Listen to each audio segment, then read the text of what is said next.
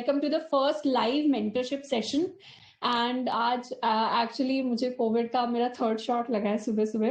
And थोड़ा सा मैं देख रही थी लैपटॉप वगैरह चार्ज करना था, तो क्लास हमारी फिर 15 मिनट आगे है। बट ठीक है, कोई नहीं, हम सारे की सारी चीजें जो हमने डिसाइड की थी पहले से उन सबको कवर कर रहे होंगे। तो क्लास की स्टार्ट के लिए आज हम 3-4 इंपॉर्टेंट टॉपिक्स को कवर करेंगे जो पोल में हमने पूछी थी। यानी पोल में बीच में एक फॉर्म आया होगा गूगल फॉर्म टेलीग्राम के अंदर, जिसमें पूछा गया था कि कौन से 4 में से सबसे ज्यादा कॉन्सेप्ट आप जिसके बारे में बात करना चाहते हैं। एक था नोट मेकिंग, एक था हमारा कि कौन से कोडिंग प्लेटफॉर्म्स यूज करने चाहिए, इसके अलावा एक था कि कॉन्टेस्ट में कैसे पार्टिसिपेट करना शुरू करें, कौन से कॉन्टेस्ट में पार्टिसिपेट करें, and one was about how to manage college with coding. तो चारों में ही ऐसा नहीं था कि एक को ज्यादा ही लोगों ने पिक कर लिया, एक को कम लोगों ने पिक किया। बहुत सारे लोगों की प्रेफरेंस ऐसी थी कि ऑलमोस्ट 25% रेशियो बन रहा था। तो इसीलिए इस क्लास के अंदर हम चारों चीजों को बहुत डिटेल में डिस्कस करेंगे। इनफैक्ट किसी का अगर डाउट रह जाता है तो चैट मैंने खोला हुआ है, आप मुझे बता भी सकते हैं साथ के साथ। एंड स्टार्ट करते हैं। Let me share my screen.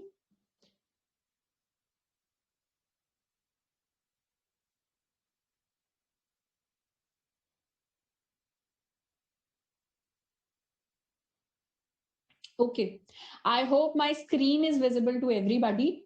Also, जो हैंड रेज वाली चीज है, होपफुली ज्यादा लोग हैंड रेज नहीं करेंगे। आप जो Q&A करते हैं उसमें मुझे सारी चीजें दिखाई देती हैं, तो हैंड रेज करने का ज्यादा पॉइंट है नहीं। Okay, all is clear, all right. Okay, तो स्टार्ट करते हैं। क्लास की स्टार्ट में आज काफी खूबसूरत सी चीज मैंने पढ़ी, तो वो मैं शेयर कर देती हूँ। Practice like you have never won and perform like you have never lost.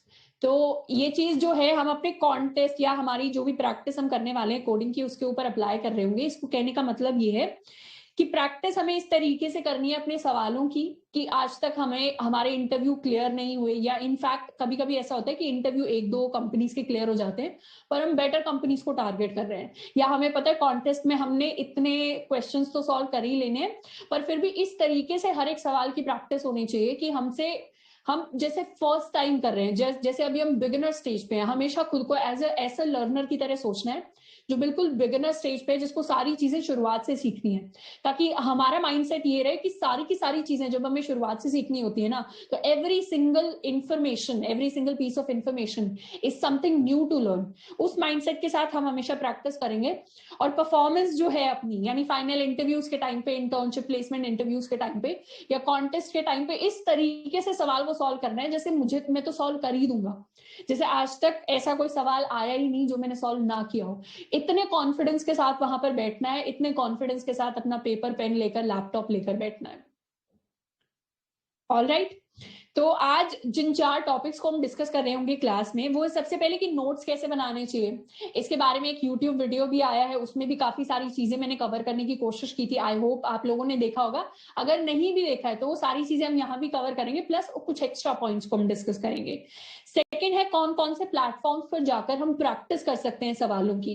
तो डिफरेंट डिफरेंट सवाल डिफरेंट डिफरेंट लेवल वाइज किस तरीके से करने हैं, कहाँ करने हैं। हमारी जो स्टेज ऑफ लर्निंग है, यानी हमने अभी अभी पढ़ना शुरू किया है, एरेस तक अभी हम पहुंचे नहीं है, तो कौन से प्लेटफॉर्म पर हम जाकर कर सकते हैं। अगर हमने आज तक जितने भी, मतलब लास्ट जो टॉपिक अपलोड हुआ था, चैप्टर अपलोड हुआ था, दैट वाज स्ट्रिंग्स, अगर उतना हमने कर लिया है तो फिर अब हम कौन से प्लेटफॉर्म पर जाकर चीजों को करें। एंड एक बार जब हम एडवांस डेटा स्ट्रक्चर्स तक बढ़ जाएंगे, जब हम ट्रीज कर लेंगे, ग्राफ्स कर लेंगे, डीपी जब कर रहे होंगे या सेगमेंट ट्रीज जब कर रहे होंगे, उससे पहले से ही हम कौन से प्लेटफॉर्म्स पर जाकर शिफ्ट कर जाएं, उसके बारे में बात करेंगे।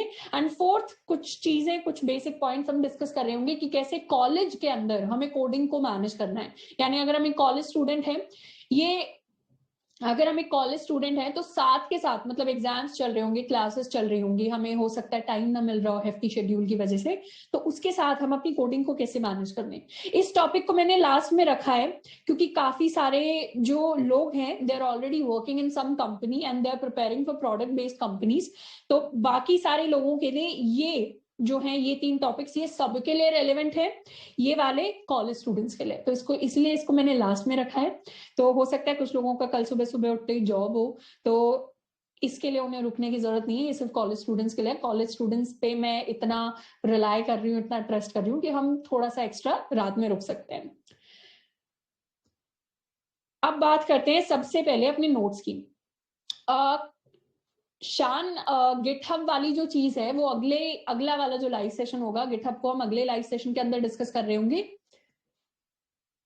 सबसे पहले डिस्कस करते हैं नोट्स की। नोट्स बनाने से पहले तो मैं 4 सबसे बेसिक जो सवाल हैं उनको आंसर करने वाली हूं। सबसे पहला सवाल हमारा ये होता है कि वाई टू मेक नोट्स। आप में से कईयों का कंसर्न या सवाल हो सकता है कि दीदी आप ही नोट्स दे दो बना के, या कोड बहुत सारे होते हैं तो ऐसे में नोट्स बनाने का पॉइंट क्या है, मैं खुद के नोट्स क्यों बनाऊं। बहुत सारे लोगों ने बहुत अच्छे अच्छे सुंदर सुंदर टाइप नोट्स बना रखे हैं, किसी ने रिटन नोट्स बना रखे हैं, तो मुझे खुद नोट्स क्यों बनाने चाहिए। इसका सबसे पहले जवाब तो ये है कि जब भी हम नोट्स को बनाते हैं हम चीजें रिकॉल करते हैं, यानी खुद जब हम चीजों को लिख कर देखते हैं तो वो हमारी मेमोरी के अंदर ज्यादा टाइम तक रहती है। और नोट्स बनाने किस तरीके से होते हैं, ऐसा नहीं है कि हम साथ के साथ वीडियो देख रहे हैं तब हम बैठकर नोट्स बनाएं।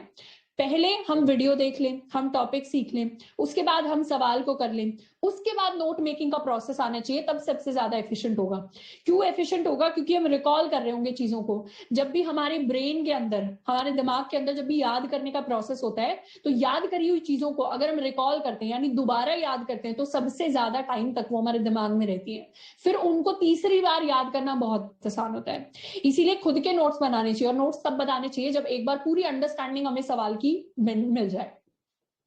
क्योंकि कभी कभी ऐसा होता है कि जब हम एक सवाल को सॉल्व करना शुरू करते हैं तो ऐसी चीजें जो शुरू शुरू में हमें थोड़े से डाउट होते हैं कि अच्छा ये लॉजिक आ गया तो कैसे आ गया, फिर हम उसका कोड देखते हैं, फिर कोड के बाद हल्की सी और एक्सप्लेनेशंस को देखते हैं, तब हमारे सारे के सारे डाउट्स क्लियर हो रहे होते हैं। तो उस टाइम पर जो क्लैरिटी आएगी क्वेश्चन की, वो अलग ही क्लैरिटी होगी एज कंपेयर टू साथ के साथ जो हम नोट्स बनाते हुए क्लैरिटी देखते हुए चलेंगे। तो एक बार सारा सवाल हो जाता है उसके बाद हम नोट्स बनाते हैं, और तब हमारा रिकॉल का प्रोसेस रहता है, इसलिए हमें नोट्स बनाने चाहिए। सेकंड में बता देती हूँ क्यों। सेकंड इसलिए क्योंकि इन नोट्स को आप बार बार यूज कर रहे होंगे, इसीलिए इनमें आपका कुछ पर्सनल टच रहना चाहिए। इस क्लास के अंदर, मतलब इस सेशन के अंदर, मैं अपने नोट्स के भी आपको सैंपल दिखा रही हूँ कि कैसे मैंने अपना कुछ पर्सनल टच, थोड़ी सी चीजें लाने की कोशिश की। तो आप में से फर्स्ट टाइम कोडर्स जो हैं उनको थोड़ा सा आइडिया लग जाएगा कि किस तरीके से नोट्स एक्चुअली बनते हैं। या आप अपने हिसाब से, आपको डायग्राम ज्यादा पसंद है तो आप डायग्राम्स बना सकते हैं, आपको कुछ और ज्यादा पसंद है, टेबल फॉर्मेट में चीजें लिखना पसंद है, तो वो आप ज्यादा लिख सकते हैं। तो पर्सनल टच हमेशा अपने नोट्स में होना चाहिए। अब ये जो नोट्स हैं, अगर आप कॉलेज के अंदर हैं तो सिर्फ ये इंटर्नशिप या हमारी प्लेसमेंट में हेल्प नहीं करेंगे। मैं बता देती हूँ, जो हमारे डीएसए के नोट्स हैं, ये सबसे पहली चीज एज अ कॉलेज स्टूडेंट जो हमें हेल्प करेंगे वो है हमारे इंटर्नशिप्स के अंदर। उसके बाद सेम नोट्स को हम अपने प्लेसमेंट के अंदर कर सकते हैं। प्लेसमेंट इंटर्नशिप के जो इंटरव्यूज होते हैं डीएसए स्टैंडर्ड्स के हिसाब से, उनमें बस हल्का सा ही डिफरेंस होता है।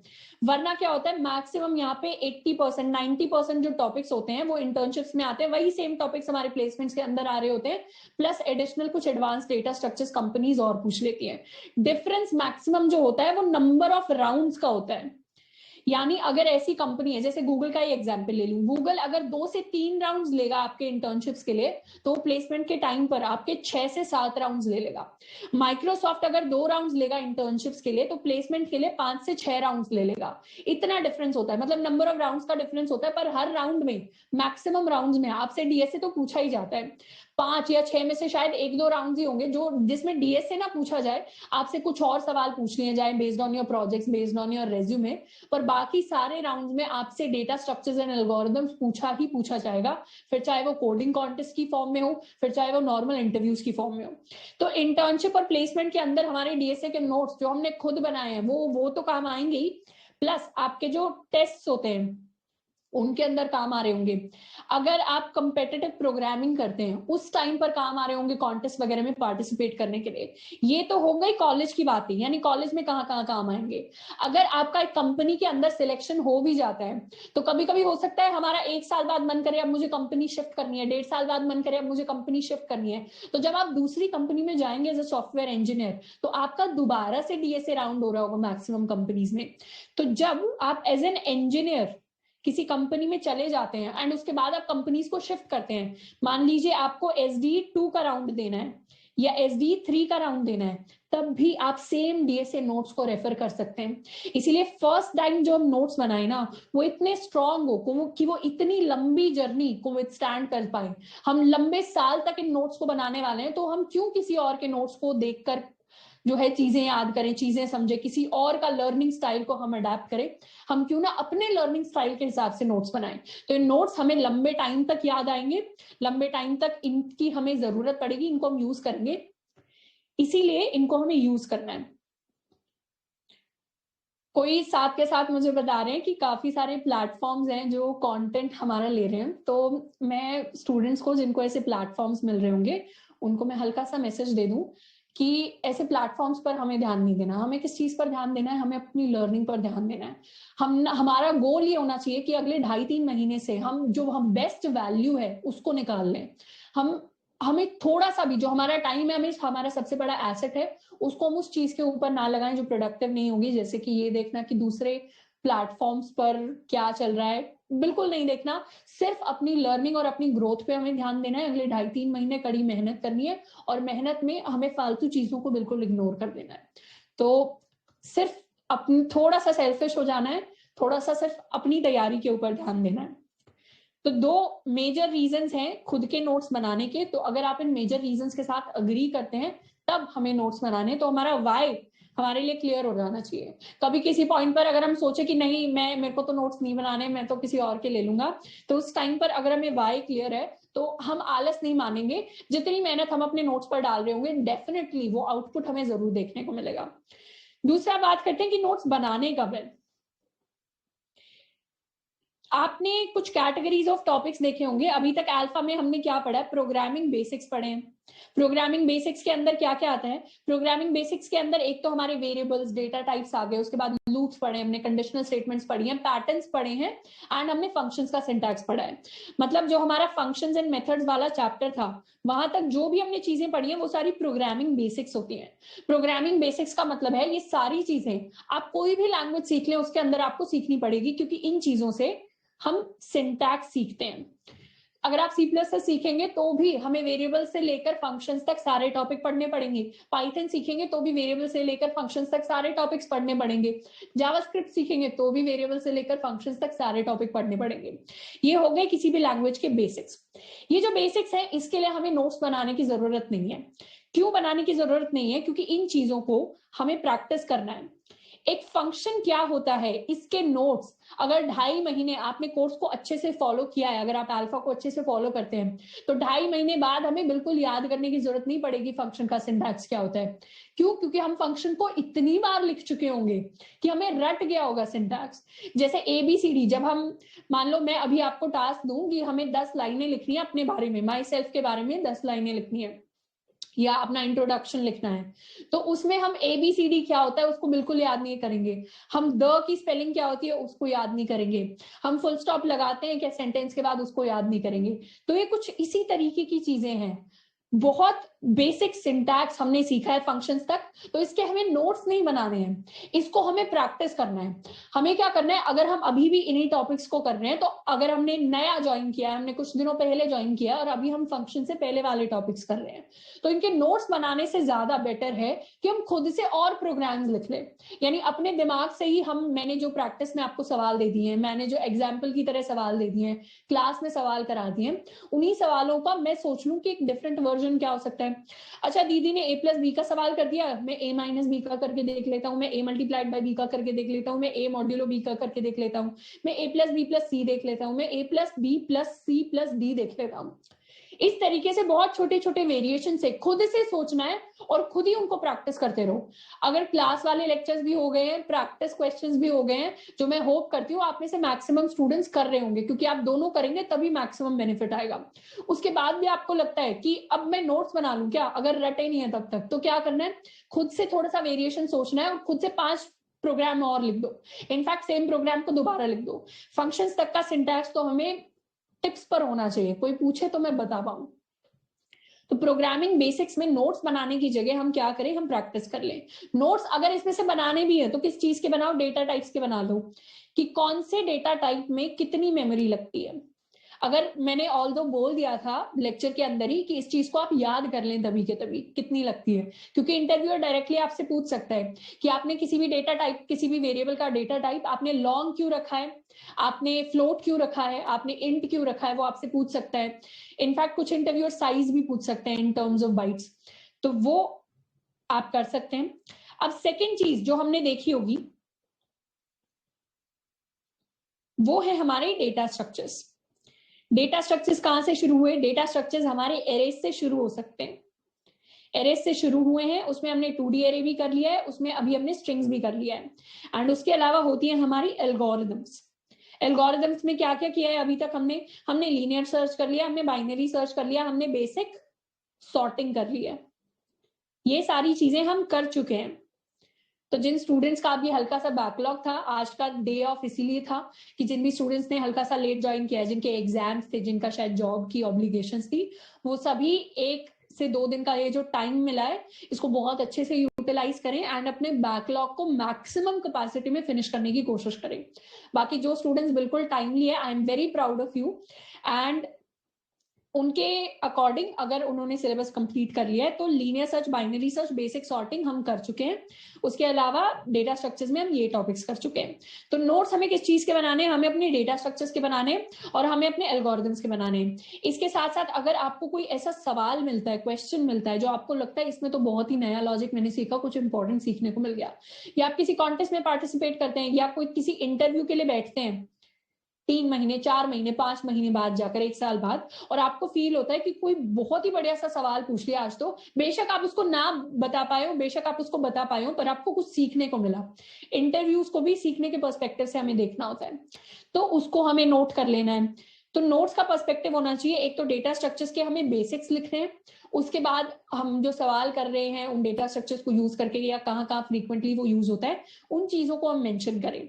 एल्गोरिदम्स के अंदर हम उन एल्गोरिदम्स का बेसिक कोड, बेसिक लॉजिक लिख सकते हैं, उनकी टाइम कॉम्प्लेक्सिटी लिख सकते हैं एंड उन सवालों को लिख सकते हैं जो इंपॉर्टेंट है बेस्ड ऑन जिन कॉन्टेस्ट में आपने पार्टिसिपेट किया, बेस्ड ऑन जो लेक्चर्स हमने करें, बेस्ड ऑन जिन इंटरव्यूज एंड प्लेसमेंट या इंटर्नशिप वाले इंटरव्यूज में हम बैठ रहे होंगे। अब कब बनाने हैं नोट्स ये क्लियर हो गया होगा कि फंक्शंस वाले टॉपिक्स तक नहीं बनाने, उसके बाद वाले टॉपिक्स के लिए हाँ हमें नोट्स बनाने हैं। एंड एक और स्पेशल चीज मैं मेंशन कर दूं फॉर ऑल द एल्फाइट्स कि हमारे जो रीडिंग मटेरियल होते हैं उनको थोड़ा सा सीरियसली हमें रीड करना ही करना है।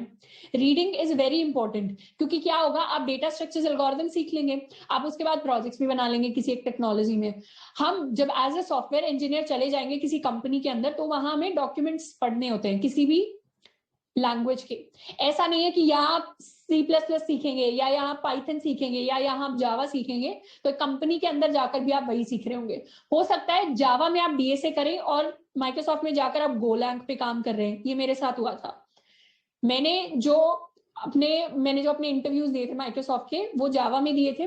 उसके बाद फर्स्ट टाइम जब मेरी फर्स्ट इंटर्नशिप थी, वहां मैंने C# सीखा था। और सीखने के लिए ज्यादा टाइम नहीं होता, 1-2 हफ्ते होते हैं, पर अगर आपके प्रोग्रामिंग फंडामेंटल्स एक लैंग्वेज के अंदर स्ट्रॉन्ग हैं तो आप दूसरी लैंग्वेज को 1 हफ्ते में सीख सकते हैं। बेसिकली बेसिक जितना भी होता है उतना सीख सकते हैं, पर उसको सीखने के लिए आपको क्या करना पड़ता है, बहुत सारा डॉक्यूमेंटेशन पढ़ना पड़ता है। इसीलिए रीडिंग की जो आदत है वो हमें डालनी पड़ेगी, जबरदस्ती है। सेकंड जो इंटर्नशिप थी उसमें मैंने गोलैंग में काम किया था और फुल टाइम के अंदर किसी और ही लैंग्वेज में काम किया था। तो ऐसा नहीं है कि जो अभी हम सीख रहे हैं इंटर्नशिप के अंदर भी वही लैंग्वेज होगी, हमारी प्लेसमेंट के अंदर, जॉब के अंदर भी वही लैंग्वेज होगी। डेटा स्ट्रक्चर्स वाली लैंग्वेज अलग होती है, कंपनी के अंदर जिस चीज पर हम काम करते हैं वो बिल्कुल अलग होता है। तो रीडिंग मटेरियल को हमें हल्का सा सीरियसली ले लेना है और उसको हमें अच्छे से रीड करना है। अब मैं बात कर लेती हूँ वेयर की, यानी नोट्स को बनाना कहाँ है। हर किसी की अपनी अपनी प्रेफरेंस होती है, यानी कुछ स्टूडेंट्स हो सकते हैं जिनको नोटबुक पर लिखना बहुत पसंद हो, मैं इस कैटेगरी के अंदर आती हूँ। कुछ स्टूडेंट होते हैं जिनको अपने लैपटॉप या कंप्यूटर के ऊपर ही नोट्स बनाना पसंद है। तो हो सकता है कि आप क्या करते हो, आप कोड लिखते हो एंड उसके अंदर जितनी भी आपको एक्स्ट्रा चीजें मेंशन करनी है वो हम कमेंट्स की फॉर्म में मेंशन करते हैं। वो भी एक बिल्कुल सही तरीका है। तो कहाँ हमें नोट्स बनाने चाहिए इसके ऊपर मैं आपको एडवाइस नहीं करूंगी, इसके ऊपर मैं बोलूंगी जो भी आपकी पर्सनल प्रेफरेंस रही है आपको उसके हिसाब से नोट्स को बनाइए।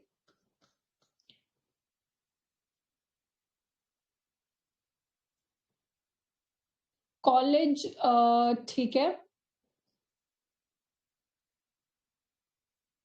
रोहित, यस, ये जो हमारा पूरा का पूरा सेशन है इसका एक वर्जन जो है वो अपलोड हो रहा होगा।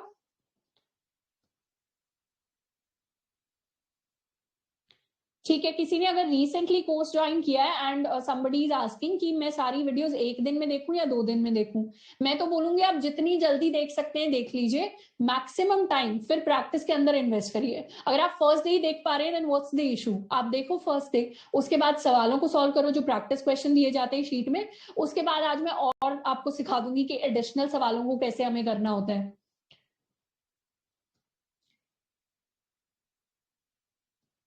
Ayushman, you're absolutely correct. Ayushman ने लिखा है नोट्स ओरिजिनल तो ओरिजिनल ही होते हैं, बिल्कुल सही, आप खुद के बनाओगे तो वो ओरिजिनल ओरिजिनल ही रहेंगे।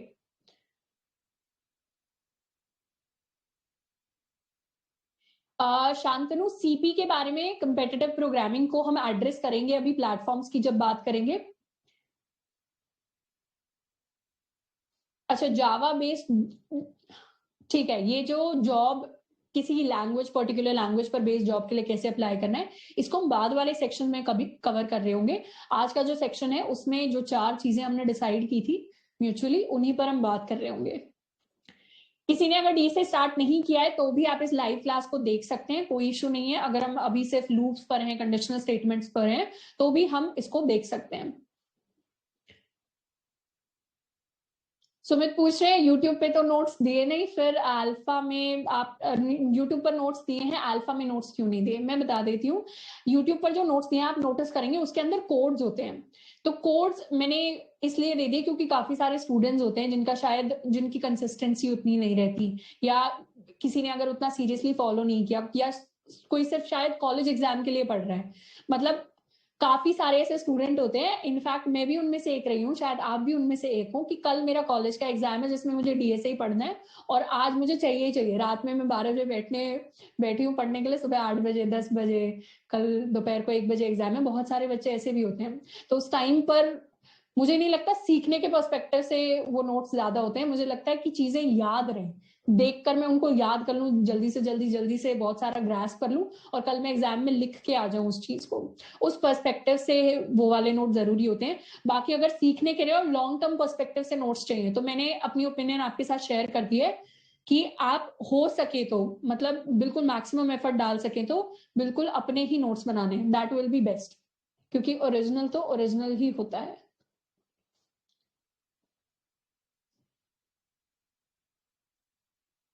दीदी बिना ठीक है, आप पार्ट टाइम जॉब कर रहे हैं Raj, and your course plus college plus job, उनको कैसे मैनेज करें उसके बारे में लास्ट में हम देख रहे होंगे।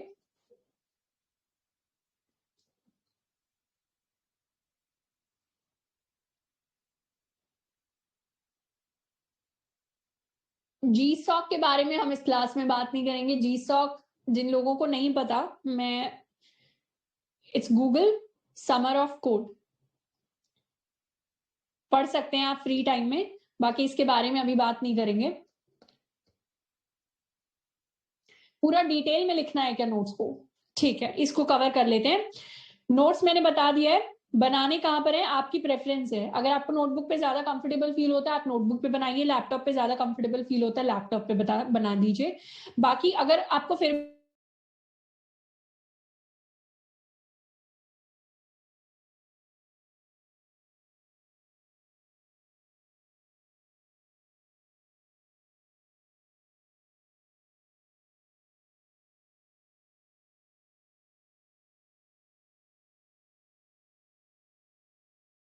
कोड लिखे हुए हैं तो इस तरीके से आप डिवीजन कर सकते हैं। कोड को लैपटॉप में स्टोर कर ले फोल्डर के ऊपर, एंड नोट्स को आप अपनी थ्योरी नोटबुक के अंदर बना ले।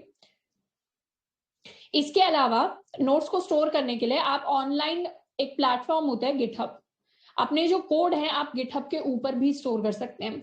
गिटहब के बारे में एक्सटेंसिवली हम बाद में बात कर रहे होंगे अगले लाइव सेशन में।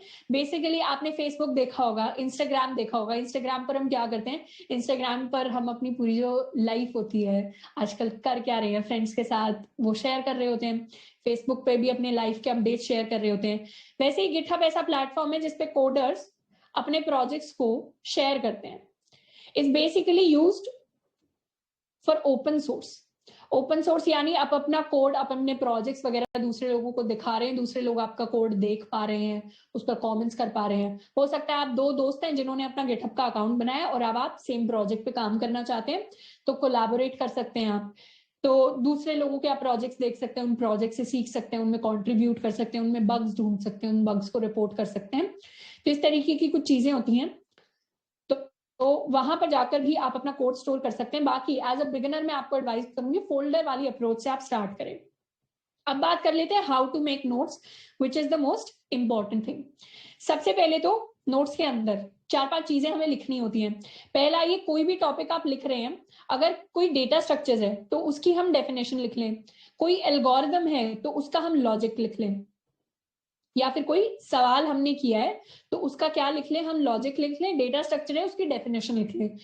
उसके बारे में हम, अगर हमें फील होता है कि डायग्राम्स वगैरह बनाने जरूरी हैं, तो क्या कर सकते हैं, हम डायग्राम्स के थ्रू भी उसको रिप्रेजेंट कर सकते हैं ताकि हमें लंबे समय तक याद रहे। जैसे मैं एरेस का एग्जांपल ले लेती हूँ। एरेस का मैंने देख लिया डेफिनेशन क्या होती है, कॉन्टिग्यूअस मेमोरी एलोकेशन होता है। सेम टाइप के आपका डेटा टाइप होना चाहिए जिन भी एलिमेंट्स को आप स्टोर करने वाले हैं। जिन्होंने एरेज अभी तक नहीं पढ़ा, बिल्कुल कंफ्यूज होने की जरूरत नहीं है, इसको वीडियो को आप दोबारा भी देख सकते हैं, लाइव सेशन को। एक बार डेटा स्ट्रक्चर स्टार्ट कर लेंगे तो एक बार दोबारा अटेंड कर लेना, कोई इशू नहीं है। तो एरेज में मैं कुछ इस तरीके का डायग्राम बना दूंगी जिससे मुझे पता चल जाएगा कि अच्छा एरेज को मुझे इस तरीके से विजुअलाइज करना है जब भी मेमोरी के अंदर करना है। ट्रीज की बात करूं, आगे जाके ट्रीज पढ़ेंगे, तो कुछ इस तरीके का डायग्राम बना दूंगी कि अच्छा ट्री जब मुझे दिखेगा तो ऐसी शेप में दिख रहा होगा। ग्राफ का बना सकती हूँ इस तरीके से, ग्राफ अलग अलग पॉइंट से जब कनेक्ट होगा, हाँ ट्री जैसा दिखता है बट हायरार्की नहीं है, फैला हुआ सा है, तो ये मेरा ग्राफिकल ग्राफ का स्ट्रक्चर हो गया है। तो इस तरीके से आप स्ट्रक्चर्स बनाकर देख सकते हैं। स्टैक हमने देखा होगा, इस तरीके से मैं अपने स्टैक को विजुअलाइज कर सकती हूँ। तो इस तरीके से अलग अलग डेटा स्ट्रक्चर कैसे विजुअलाइज होता है उसको हम बनाकर याद रख सकते हैं। डायग्राम जिसको ज्यादा हेल्प करते हैं, हम डायग्राम ज्यादा ड्रॉ कर सकते हैं।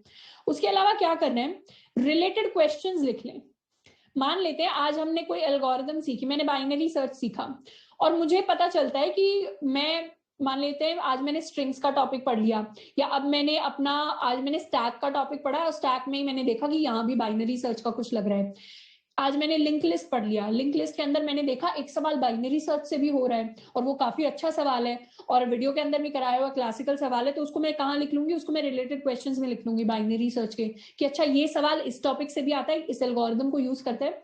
तो जब उस एल्गोरिदम को हम रिवाइज कर रहे होंगे तब हमें साथ के साथ पता चल जाएगा अच्छा ये 4-5 सवाल थे जो इसको यूज करके होते थे। फिर क्या करना है, बैठ के उन सवालों को हम लॉजिक रिकॉल कर सकते हैं, एल्गोरिदम रिकॉल कर सकते हैं किस तरीके से करना था। आपका अगर ये सवाल है क्या मैं पूरा का पूरा कोड लिखूं, तो नहीं, पूरा का पूरा कोड हमें नहीं लिखना। यानी मैं अपनी क्लास में लिखूं, मेन फंक्शन में क्या पैरामीटर पास किए, वो सारी चीजें नहीं लिखनी।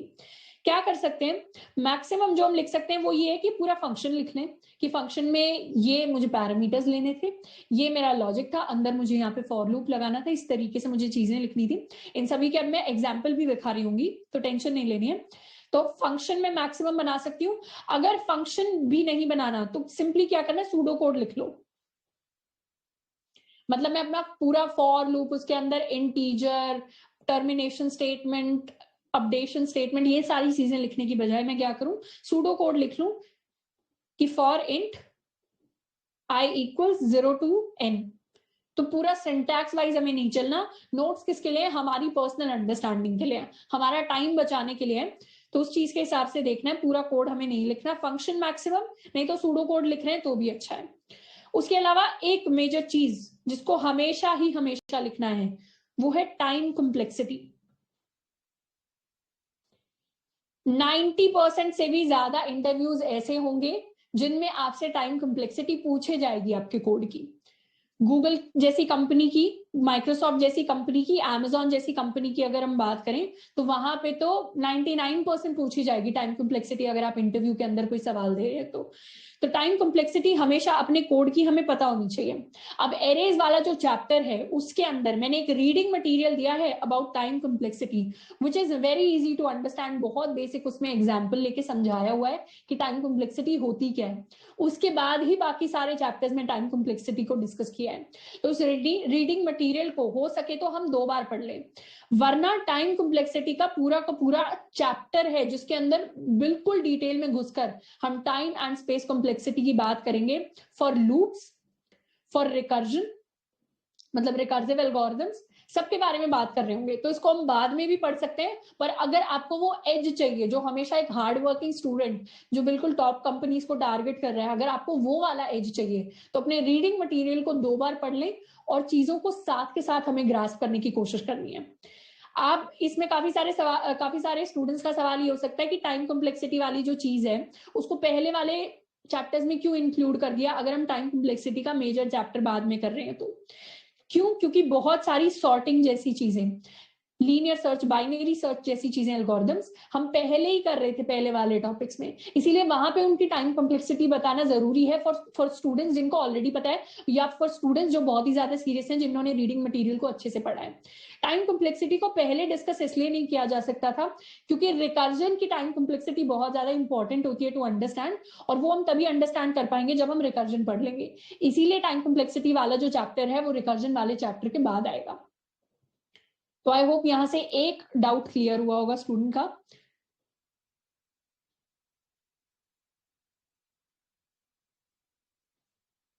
ऑप्टिमाइज सॉल्यूशन नहीं आ रहा है, ओके मैं बताती हूँ ऑप्टिमाइज सॉल्यूशन कैसे आता है। बहुत छोटे में डिस्कस करूंगी। प्रॉब्लम सॉल्विंग अप्रोच कैसी रहनी चाहिए कि सबसे पहले तो मैं ब्रूट फोर्स लिख दूं। ब्रूट फोर्स यानी कि सबसे बेसिक तरीके से इस प्रॉब्लम को कैसे सॉल्व किया जा सकता है। उसके बाद मैं ऑप्टिमाइजेशन देखूं, पर ये जो ऑप्टिमाइजेशन है ना, ये मुझे कैसे देखनी है, ये in terms of time complexity या फिर in terms of space complexity हमें देखनी होती है। और ये वाली जो अप्रोच है ये हम टाइम कॉम्प्लेक्सिटी वाले चैप्टर में बहुत डिटेल से पढ़ेंगे। मतलब बहुत सारे सवालों को हम सॉल्व करेंगे, फिर मैं बताऊंगी आपके पास नया सवाल आता है तो उसको अप्रोच कैसे करना है यूजिंग एग्जांपल्स। तो ये हमारी अप्रोच रहती है।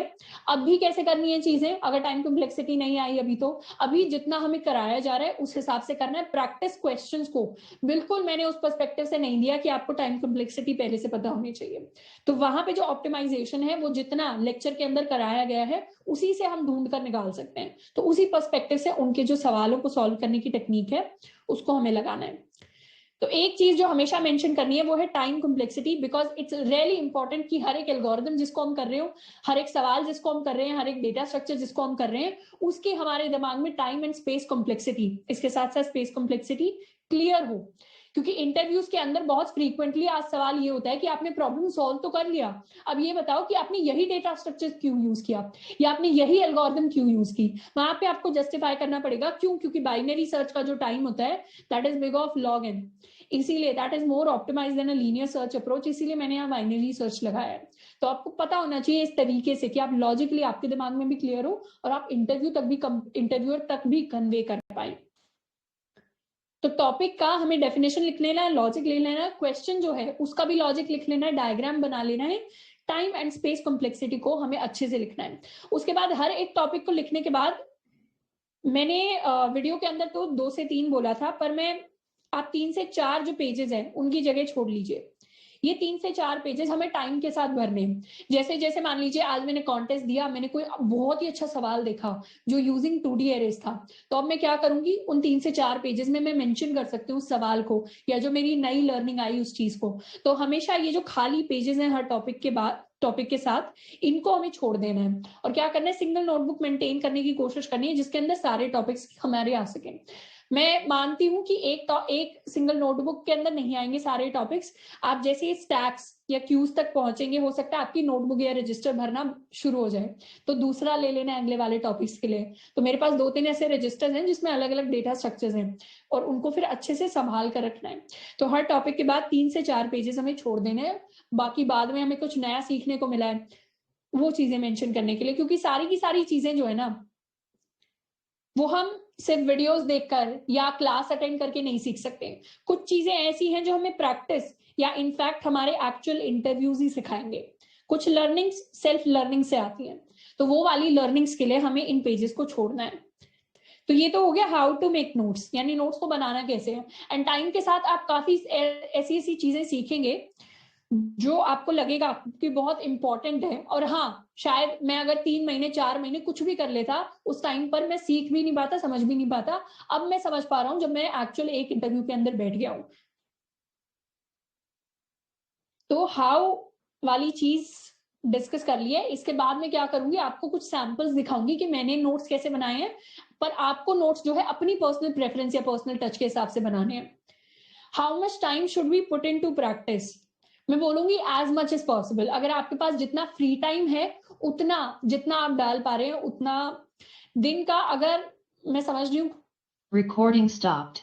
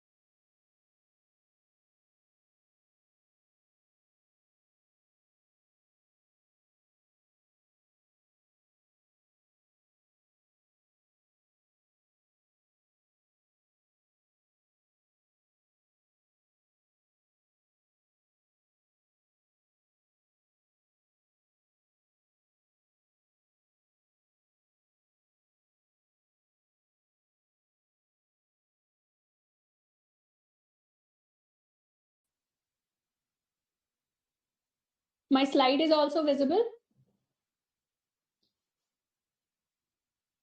Great. Audio is coming. Okay. Thank you Himanshu, thank you Pranav, thank you Priyanshu. मेरे भाई, मेरे छोटे कजिन भाई का नाम भी प्रियांशु है। How much time should we put in to practice, उसमें मैंने बोल दिया था, लास्ट में आंसर कर रही थी, जो शायद लाइव सेशन के अंदर भी हो गया था कवर, जो बोनस लाइव सेशन था, कि there is this famous CTO who has never done college, what he did was कि उन्होंने छोटी जगह पे किसी छोटी कंपनी के अंदर जॉब लिया था, छोटी प्रोफाइल में, पर फिर उसके बाद उन्होंने और ज्यादा प्रोजेक्ट्स को अंडरटेक किया, चीजें सीखी, फिर उन्होंने कंपनीज टू कंपनी शिफ्ट किया और फिर वो बेटर कंपनीज के अंदर चले गए। शुरुआत जो होती है मोस्टली स्टूडेंट्स की जिनके पास डिग्री नहीं होती सॉफ्टवेयर इंजीनियरिंग के अंदर, वो ऐसी ही होती है। हाँ, बहुत सारी कंपनीज ऐसी होती हैं। इनफैक्ट आप कुछ अच्छी कंपनीज का भी देखोगे, अमेजोन का देख लोगे, मैक्सिमम प्रोफाइल्स के लिए they demand a bachelors degree. और आप एमएल की बात करोगे तो मशीन लर्निंग प्रोफाइल के लिए तो मास्टर्स डिग्री की भी डिमांड होती है। तो मैं ये नहीं कहूंगी डिग्री इज यूजलेस, आपको जरूरत नहीं है, अगर आप अफोर्ड कर सकते हैं करना तो हो सकता है 5 साल बाद 10 साल बाद सिनेरियो चेंज हो जाए, हो सकता है बाद में लोगों को जरूरत ही ना पड़े, बाद में कंपनीज डायरेक्टली बस ओपन राउंड से हायर कर रही हैं, बट अभी सबके लिए वो चीज नहीं है पॉसिबल। बाकी इसके बारे में डिटेल में बात करनी हो सकती है, बट एग्जाम्पल्स हैं जहां पर बिना कॉलेज के भी लोगों ने काफी अच्छी चीजें कर ली हैं लाइफ में।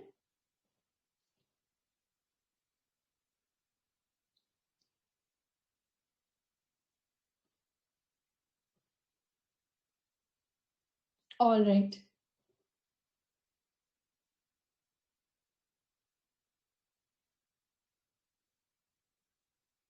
somebody is asking are these 400 questions more than sufficient? मैं बता देती हूँ, अगर ये 400 questions आपको क्लियर हैं एंड याद है, इन सारे के सारे, अच्छा 400 कैसे बोल दिया, 400 तो हमारे वीडियो लेक्चर्स हैं, 300 हमारे क्वेश्चंस हैं।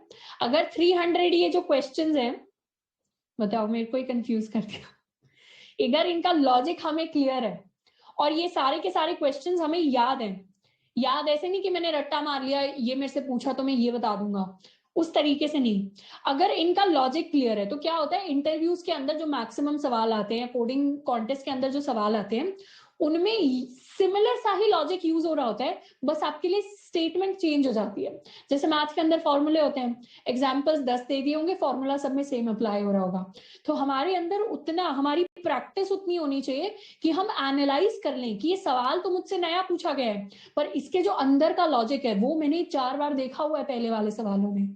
तो अगर लॉजिक याद है और हमें अच्छे से अंडरस्टैंडिंग है, क्लियर है, हमें लॉजिक याद भी है, तो फिर yes this is enough. But हाँ, प्रैक्टिस हमारे पास होनी चाहिए। प्रैक्टिस किस चीज की होनी चाहिए? नए सवालों को करने की। वो मैं अभी बताऊंगी कैसे करना है। आई होप नोट्स वाली चीज सबको क्लियर होगी।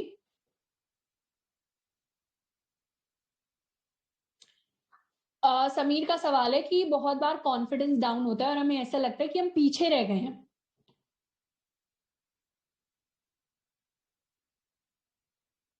तो ऐसी सिचुएशन में क्या करना है? Recording in progress. Recording start कर देती हूँ। ऐसी सिचुएशन है कि हमें लग रहा है कि कॉन्फिडेंस थोड़ा सा डाउन हो रहा है और हमें लग रहा है हमारे जो पीयर्स है, मेरे क्लासमेट ने ज्यादा कर लिया, यार मैं तो अभी एरेस पे ही अटका पड़ा हूँ, यही सवाल मेरे से सॉल्व नहीं हो रहा, और मेरा जो दोस्त है वो तो ट्रीज तक पहुंच गया है, या इन्होंने तो कॉन्टेस्ट में पार्टिसिपेट भी करना शुरू कर दिया है, रैंक भी इन्होंने लाना शुरू कर दिया है। तो बिल्कुल नहीं सोचना है उस दोस्त के बारे में, सिर्फ अपनी प्रोग्रेस पर ध्यान देना है। ऐसे there was one of my classmates, मतलब इतने एग्जाम्पल देख लिए मैंने तो अपने ही कॉलेज के अंदर, तो मैं तो सोचती हूँ कि इंडिया के अंदर 40,000 कॉलेजेस हैं, पता नहीं कितने एग्जाम्पल्स होंगे। जब जागो तभी सवेरा। हो सकता है आप 3rd ईयर के अंदर हो सकता है आप 4th ईयर के अंदर हो, और अभी आप इतनी मेहनत डाल लें कि आप अपनी पीयर्स को ही क्रॉस कर जाए। हो सकता है आप 1st ईयर के अंदर हो, यहाँ पर कोडिंग करके आप इतना ज्यादा अच्छा एज ले लें कि 3rd ईयर तक कोई मैच ही नहीं कर पाए आपको। तो ये पर्सन टू पर्सन डिपेंड करता है, आप मेहनत जब भी डाल लें तभी वो आपको रिजल्ट देना शुरू कर देगी। तो दूसरों से कंपेयर करके ये बिल्कुल भी नहीं सोचना है इन्होंने क्या ज्यादा कर लिया क्या। It's all about the number of hours you put in. आप अगर ज्यादा टाइम अभी डाल दोगे तो अभी आपके लिए भी चीजें बेटर हो जाएंगी, और ऐसा कोई चीजें खराब नहीं है किसी के लिए। बस हमें क्या करना है, ग्रोथ पे ध्यान देना है। अभी हम एक अच्छे लेवल पर हैं, अगर हम एक कोर्स को अटेंड कर पा रहे हैं, अगर हम चीजें प्रैक्टिस कर पा रहे हैं, तो हमें सोचना है लाइफ में अभी हम बहुत अच्छे लेवल पर हैं, और by the grace of God हमें अपॉर्चुनिटी मिली है कि हम चीजों को सीख पा रहे हैं। बहुत सारे ऐसे लोग होते हैं जिनको शायद कुछ नई चीजें सीखने का अपॉर्चुनिटी मिलती भी नहीं है, हमें वो मिल पा रही है, तो हमें अपना बेस्ट देना है उस अपॉर्चुनिटी को। हमें इस चीज से, पूरी चीज से बेस्ट निकालना है, और सिर्फ सेल्फ ग्रोथ पर ध्यान देना है इस टाइम पे। कंपैरिजन पे ध्यान नहीं देना, कंपैरिजन से सिर्फ नेगेटिविटी आएगी और कुछ नहीं आएगा। रिकॉर्डिंग ऑफ थी तो उसको मैंने स्टार्ट कर दिया है, मतलब पहले वाली रिकॉर्डिंग ऑन थी शायद, देख लेंगे, कोई नहीं।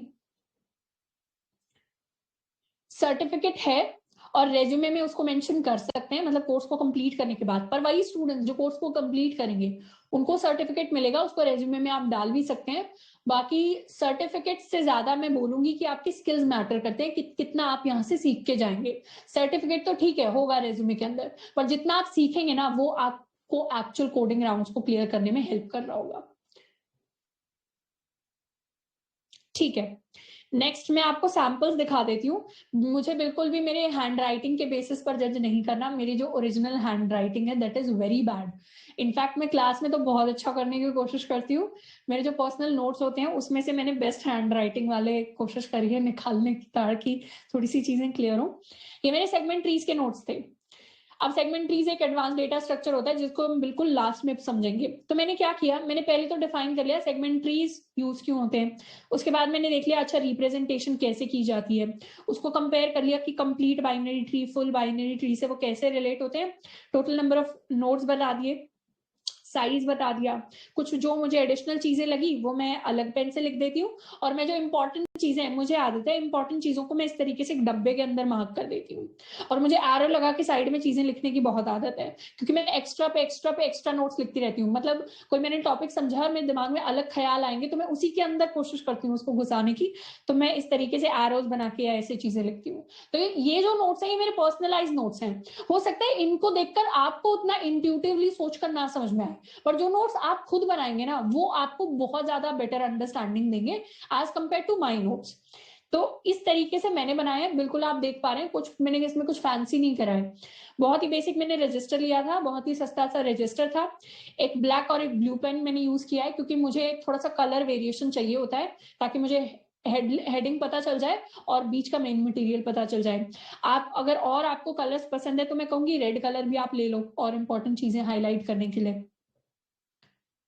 बाकी अगर आप सिर्फ ब्लू पसंद करते हैं तो मैं बोलूंगी फिर भी एक पेंसिल तो ले ही लो यार, कोई और कलर का पेन नहीं लेना, पेंसिल से कुछ इंपॉर्टेंट चीजें क्योंकि हाईलाइटेड होनी चाहिए। दूसरा मैं एक टॉपिक दिखा देती हूँ, ये मुझे एक क्वेश्चन मिला था, मिनिमम एलिमेंट्स फ्रॉम स्टैक, इसको मैंने यहाँ पे लिख लिया था। फिर मुझे इनफाइनाइट स्टैक अरेंजमेंट वाला दिखा था, तो इसमें मुझे पसंद आया था तो मैंने यहाँ ग्रेट क्वेश्चन लिखा हुआ है।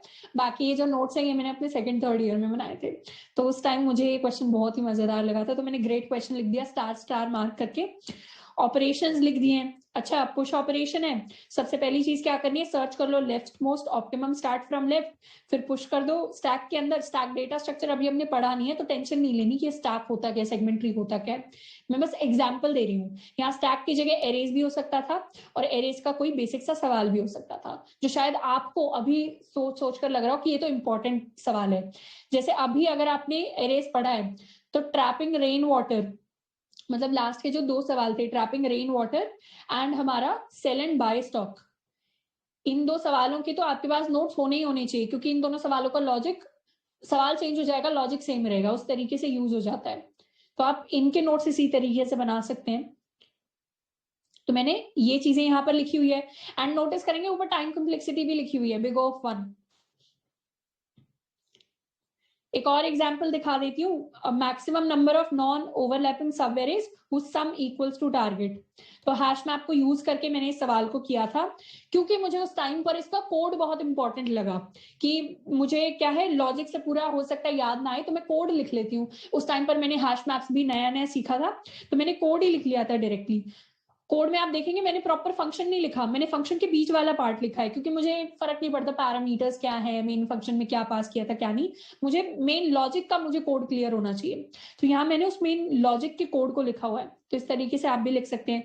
नीचे मैंने छोटा से हिस्से में लिख के और उसकी अप्रोच को आइडेंटिफाई कर लिया कि हाँ अप्रोच मेरी ये होने वाली थी। तो ये सवाल मुझे अच्छा लगा था तो इसको मैंने नोट कर लिया। एक ये मैंने लीड कोड पर किया था सवाल, तो वहां पे सवाल का मुझे कॉन्सेप्ट बहुत अच्छा लगा, तो उस टाइम पर मैंने ऐसे कर लिया। ये एरेस पर बेस्ड सवाल था मेरा। तो आप भी इसी तरीके से अपने नोट्स को रख सकते हैं, बहुत बेसिक, कुछ ऐसे फैंसी नहीं करना, जिसमें आपकी मैक्सिमम अंडरस्टैंडिंग बिल्ड होती है उस तरीके से अपने नोट्स को अरेंज करना है। रिवर्स नंबर वाला जो लूप था उसको बनाने में थोड़ी सी दिक्कत आई, एंड मैथ्स के लॉजिक बनाने में दिक्कत आती है। मैं बता देती हूँ, मैथ्स के लॉजिक जेई टाइम पर तो मैक्सिमम स्टूडेंट्स ने पढ़े होंगे, बाकी काफी सारे स्टूडेंट्स हैं जो हो सकता है बीसीए बैकग्राउंड से, बीकॉम बैकग्राउंड से हो, तो इस केस में टेंशन नहीं लेनी। हम जितनी ज्यादा प्रैक्टिस करेंगे ना, उतने ज्यादा लॉजिक हमें याद होते रहेंगे, स्पेशली मैथ के फॉर्मूले। हो सकता है कि आपने आज से पहले फैक्टोरियल देखा ही ना हो कहीं पर, आपने फर्स्ट टाइम जो देखा है लेक्चर के अंदर देखा है, और फैक्टोरियल वाली क्लास हमने लूप जब लिखा था उस टाइम पर देखा हो, तो उसमें टेंशन लेने वाली बात नहीं है। कोई पहले नहीं देखा, अब देख लो। आगे जाकर हम जीसीडी पढ़ रहे होंगे कुछ सवालों के अंदर, ग्रेटेस्ट कॉमन डिवाइजर, एचसीएफ भी कह देते हैं इसको, तो आगे जाकर बहुत सारी ऐसी चीजें पढ़ेंगे जो मैथ वाइज हमें लगेगा ये तो यार पढ़ी ही नहीं है, ये तो यार 6th क्लास में 8th क्लास में पढ़ी थी, छोटे बच्चों वाली चीज है, ये आप क्यों पूछ रहे हैं, मुझे तो याद ही नहीं है फॉर्मूला। तो उस टाइम पर ये नहीं सोचना पढ़ा नहीं, अब सीख लो। बहुत सारी ऐसी चीजें होंगी जो हमने कभी नहीं पढ़ी और हम अभी सीख रहे होंगे, तो उनको उसी पर्सपेक्टिव से लेना है, अब सीख लेना है। अभी जो मैं बताऊंगी कॉन्टेस्ट में जो पार्टिसिपेट करना है, हो सकता है कई कॉन्टेस्ट में ऐसे सवाल आए जो डेटा स्ट्रक्चर मैंने अभी सीखा ही नहीं और लेक्चर चैप्टर भी आया नहीं, तो कोई बात नहीं, उसको थोड़ा सा अभी पढ़ लो, ऑनलाइन बैठकर पढ़ लो, चैप्टर जब आएगा तब भी पढ़ लेना। तो उस टाइम पर सीख लो, याद कर लो, कुछ नया सीखा है तो उसको याद करने की कोशिश कर लो। ऑनलाइन गूगल कर लेना है कि इस फॉर्मूले से रिलेटेड या इस लॉजिक से रिलेटेड और क्या क्या सवाल है। अगर और भी लॉजिक क्लियर नहीं हो रहा मैथ वाला, तो ड्राई रन कर लो सॉल्यूशन को, 3 एग्जांपल लेके ड्राई रन कर लो। एक छोटा एग्जांपल ले लो, एक मीडियम साइज का ले लो, बड़े साइज का ले लो। जितना ज्यादा उसको ड्राई रन करेंगे उतना ज्यादा उसका इंटरनल लॉजिक हमें सेंस बनाना शुरू करेगा, जितना ज्यादा प्रैक्टिस करेंगे उतना ज्यादा चीजें याद होंगी। अब ये मैंने एक और एग्जांपल, जब मैं बाइनरी ट्रीज कर रही थी तो कंप्लीट बाइनरी ट्री क्या होता है, फुल बाइनरी ट्री क्या होता है, परफेक्ट क्या होता है, तीनों को मैंने क्या किया, 2-2 पॉइंट्स लिख लिए। डायग्राम के थ्रू मुझे बेटर क्लियर होते हैं ट्रीज वाला टॉपिक में, तो मैंने डायग्राम बनाकर देख लिया कि अच्छा ऐसे ऐसे होता है, इसके अंदर कितने नोड्स होते हैं, कितने लेवल्स होते हैं। तो अपनी अंडरस्टैंडिंग के लिए, क्विक रिविजन के लिए मैंने क्विक नोट्स बना लिए। मैं क्या करती हूँ, टॉपिक लिख लेती हूँ ना, तो उसके बाद जो मैंने आपको 3 से 4 पेजेस छोड़ने के लिए बोला है, मैं उन 3 से 4 पेजेस में अपनी समरी ये नहीं कि अभी तक जो पढ़ा है, समरी ये कि ये वाला डेटा स्ट्रक्चर दूसरे वाले डेटा स्ट्रक्चर के कंपैरिजन में क्यों बेटर है, इसके अंदर क्या डिफरेंसेस हैं। जैसे ट्रीज पढ़ा, बाइनरी ट्रीज पढ़ा, तो complete binary tree, full binary tree, perfect binary tree के बीच में डिफरेंस क्या होता है, इसको मैंने सिंगल पेज के अंदर लिख दिया। तो इस तरीके से आपको अपनी समरी भी बनाना सीखना पड़ेगा कि मैं कैसे समरी बनाऊं। ये मैंने एक और बनाया था, ये तो खैर मैंने काफी टाइम बाद बनाया था, कि मैंने कुछ कुछ पैटर्न्स एनालाइज करना शुरू किया था एक टाइम पर, कि एरेस का सवाल है तो इंटरव्यू में हमेशा पूछ लो क्या एरे सॉर्टेड है, क्या मेरे एरे के अंदर रिपीटिंग एलिमेंट्स है। तो ये क्लैरिफाइंग क्वेश्चंस होते हैं जो इंटरव्यूअर से आपको पूछने पड़ते हैं। इसके बारे में जो हम इंटरव्यूज वाला लाइव सेशन होगा ना, उसके अंदर डिटेल डिस्कशन करेंगे। स्ट्रिंग का सवाल है तो हमेशा पूछ लो कि लोअर केस में तो नहीं है स्टारी स्ट्रिंग, या अपर केस में तो नहीं है स्टारी लेटर्स, या लेटर्स यूनिक है क्या। लिंक लिस्ट का सवाल है तो पूछ लो लिंक लिस्ट की लेंथ ऑड या इवन तो नहीं है। स्टैक का सवाल है तो पूछ लो किस तरीके का डेटा स्ट्रक्चर, डेटा स्टोर होने वाला है स्टैक के अंदर। ग्राफ का सवाल है तो पूछ लो डायरेक्ट, या खुद से पूछ लो कि इस सवाल से मेरा डायरेक्टेड ग्राफ बनेगा, अनडायरेक्टेड बनेगा, कनेक्टेड बनेगा, नॉन कनेक्टेड बनेगा, साइकिल्स होंगी ग्राफ के अंदर या नहीं होंगी। इस तरीके की कॉमन कॉमन चीजें हम कब आइडेंटिफाई करते हैं, जब हम प्रैक्टिस करते हैं। जब मुझे पता है मैंने टॉपिक के अंदर 30 सवालों को सॉल्व कर लिया है, तो मुझे खुद ही पता चल जाएगा कौन से सवाल मीडियम लेवल के, कौन से हार्ड लेवल के, कौन सी चीजें बार बार रिपीट हो रही हैं, 2-3 सवालों में आ गई, तो मैं खुद अपने समरी नोट्स बनाना शुरू करूंगी। That is why practice is important, so that you identify patterns. Patterns identify करेंगे, उससे लॉजिक बनेगा। एक क्वेश्चन को एक बार नहीं, वैसे सिमिलर क्वेश्चंस को मल्टीपल टाइम्स करेंगे तब लॉजिक बनेगा। तो इस तरीके की चीजें हम लिख सकते हैं। बाकी ये मुझे स्पेशल चीज मिली अपने नोट्स के अंदर, इसको मैं हल्का सा डिस्कस कर लेती हूँ। एग्जाम्पल्स, तो इंटरव्यूअर क्या करेगा, इंटरव्यूज के अंदर आपको सवाल दिया जाता है कि आपको सवाल सॉल्व करना है, और फिर क्या करना होता है, आपको उस सवाल को सॉल्व करने से पहले उस जो भी आपको सवाल मिला उसके ऊपर एग्जाम्पल्स रन करके टेस्ट केसेस अपने ही बनाने पड़ते हैं। तो वहां पे किस तरीके के एग्जाम्पल लेने हैं, डिटेल, कंप्लीट, लार्ज एग्जाम्पल्स लेने हैं। इतना मैंने बड़े ले लिए, इतना मैंने बहुत छोटे ले लिए, थोड़े से बड़े एग्जाम्पल्स ले लेने, मीडियम कैटेगरी के, बेसिकली स्पेशल केसेस वाले एग्जाम्पल नहीं लेने। तो ये सारे नोट्स मैंने अपने खुद के इंटरव्यूज के लिए बनाए थे। जब कहीं पर प्रॉब्लम आ जाए, अब पता ही नहीं चल रहा कि इस सवाल को मैं सॉल्व कैसे करूं, लॉजिक ही नहीं आ रहा दिमाग में, तो मैंने अपने लिए कुछ 3-4 स्टेप्स को आइडेंटिफाई किया था।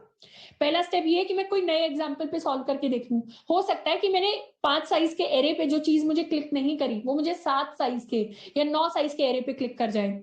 दूसरा हो सकता है कि अब मैं अगर नए एग्जाम्पल से भी लॉजिक क्लिक नहीं हो रहा तो ये सोच लूं कि अभी जो मैंने ब्रूट फोर्स लिखा या अभी जो मैंने एल्गोरिथम लिखी ये फेल क्यों हुई, कहाँ पे जाके फेल हुई। फिर मैं सोच लूं कोई अनयूज्ड इन्फॉर्मेशन तो नहीं है क्वेश्चन के अंदर। जैसे मुझे अगर बता रखा हो कि स्ट्रिंग के अंदर मेरे जो लेटर्स हैं वो यूनिक है और ये यूनिक वाला पार्ट मैंने यूटिलाइज ही नहीं किया, तो वो एक बड़ी प्रॉब्लम हो जाएगी। फिर मुझे उसको यूटिलाइज करना पड़ेगा, क्योंकि कोडिंग के सवालों के अंदर कभी भी कोई एक्स्ट्रा इन्फॉर्मेशन हमें ट्रिक करने के लिए नहीं दी होती, हर एक इन्फॉर्मेशन काम की होती है। उसके बाद मैंने सीखा कि अगर कुछ काम नहीं करता ना तो मेरे लिए हैश टेबल्स काम कर जाती है। तो मैंने लास्ट में खुद ही ऐसे XD देख पा रहे होंगे, खुद ही मैंने लिखा है और कुछ काम नहीं कर रहा ना तो यहाँ हैशिंग लगा के देख लो, हैश मैप लगा के देख लो, हैश सेट लगा के देख लो।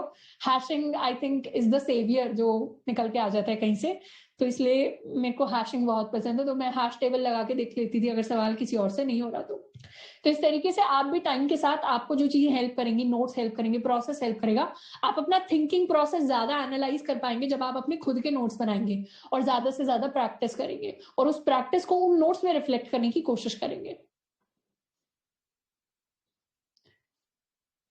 कॉलेज में डीएसए C++ में कर रहे हैं और यहाँ जावा में कैसे मैनेज करूं। कॉलेज के अंदर सिर्फ डीएसए नहीं और भी 4 सब्जेक्ट्स चल रहे होंगे, हो सकता है आपके कॉलेज के अंदर इलेक्टिव इंग्लिश हो सकता है आप अब तो मुझे कॉलेज के सब्जेक्ट्स खैर याद नहीं, ऑपरेटिंग सिस्टम्स आप साथ के साथ सीख रहे हो, डीबीएमएस साथ के साथ सीख रहे हो, तो उनको आप कैसे सीखते हैं, या बाकी कोई इलेक्ट्रिकल से है, कोई मैकेनिकल से है, उन सब्जेक्ट्स को कैसे सीखते हैं। उन सब्जेक्ट्स को हम एग्जाम्स को पास करने के पर्सपेक्टिव से सीखते हैं, एक अच्छा जीपीए लाने के पर्सपेक्टिव से सीखते हैं। तो उसी पर्सपेक्टिव से उन सब्जेक्ट्स को तो करना ही है आपको, मतलब जितना टाइम आप एक नॉर्मल सब्जेक्ट को दें उतना ही कॉलेज वाले C++ डीएसए को दे दें। और इसको किस पर्सपेक्टिव से करना है कि मुझे एक इंटर्नशिप और एक प्लेसमेंट को क्रैक करना है, उस पर्सपेक्टिव से यहाँ वाले डीएसए को सीखना है। तो जावा के अंदर अपने फंडामेंटल्स को स्ट्रॉन्ग करना है, C++ वाले को उतने ही पर्सपेक्टिव से सीखें अभी के अभी जितना हमें एग्जाम के लिए जरूरी है, एक अच्छी जीपीए के लिए जरूरी है। अब सेकंड टॉपिक की बात करते हैं विच इज प्लेटफॉर्म्स। नोट्स के बारे में बहुत डिटेल में बात कर ली है, प्लेटफॉर्म्स के बारे में बात करने से पहले किसी के अगर हल्का सा भी डाउट है नोट्स के बारे में तो वो बता दें।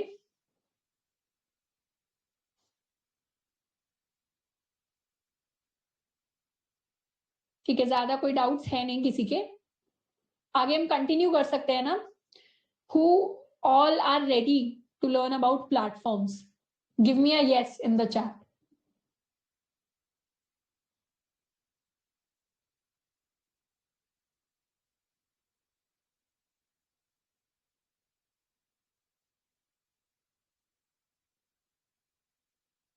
ठीक है, तो बात करते हैं प्लेटफॉर्म्स की।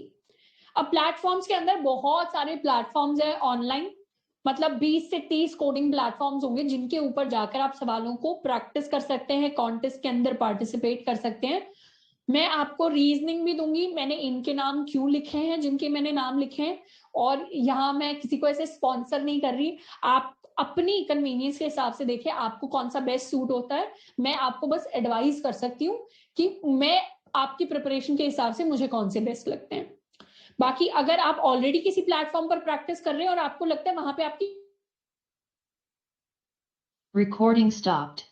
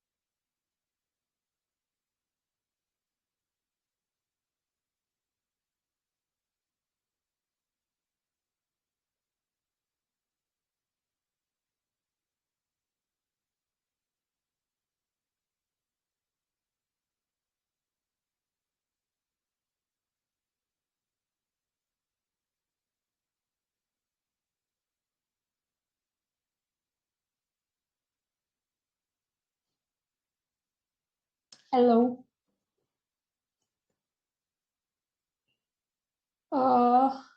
ठीक है, I hope my slide is visible.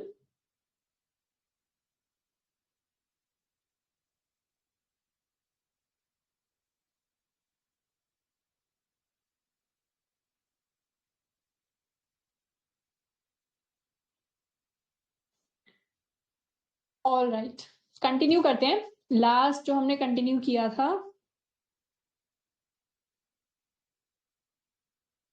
Recording in progress. Okay.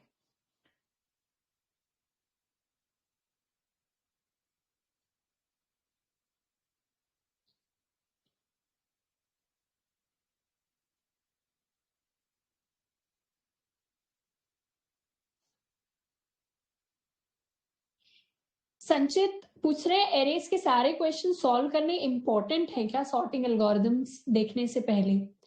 मैं कहूंगी हाँ, क्योंकि जो सीक्वेंस है वो थोड़ा सा सोच समझ के डिसाइड किया गया है, तो उसी को अगर हम फॉलो करें ना तो बेटर रहेगी।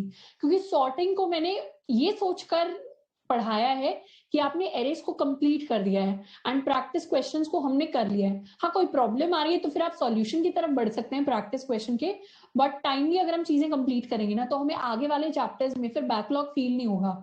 आपको कॉन्फिडेंट फील होगा कि एरेस तो मैंने निपटाया हुआ है, अब मैं सॉर्टिंग की तरफ बढ़ रहा हूँ।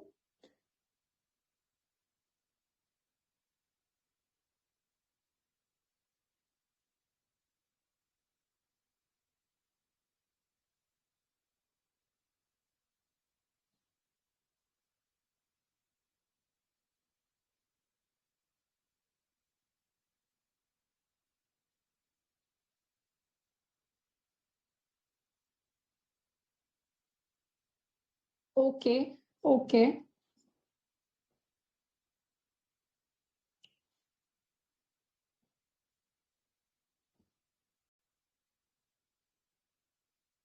काफी सारे सवाल बॉम्बार्ड कर दिए हैं एक साथ, कोई बात नहीं।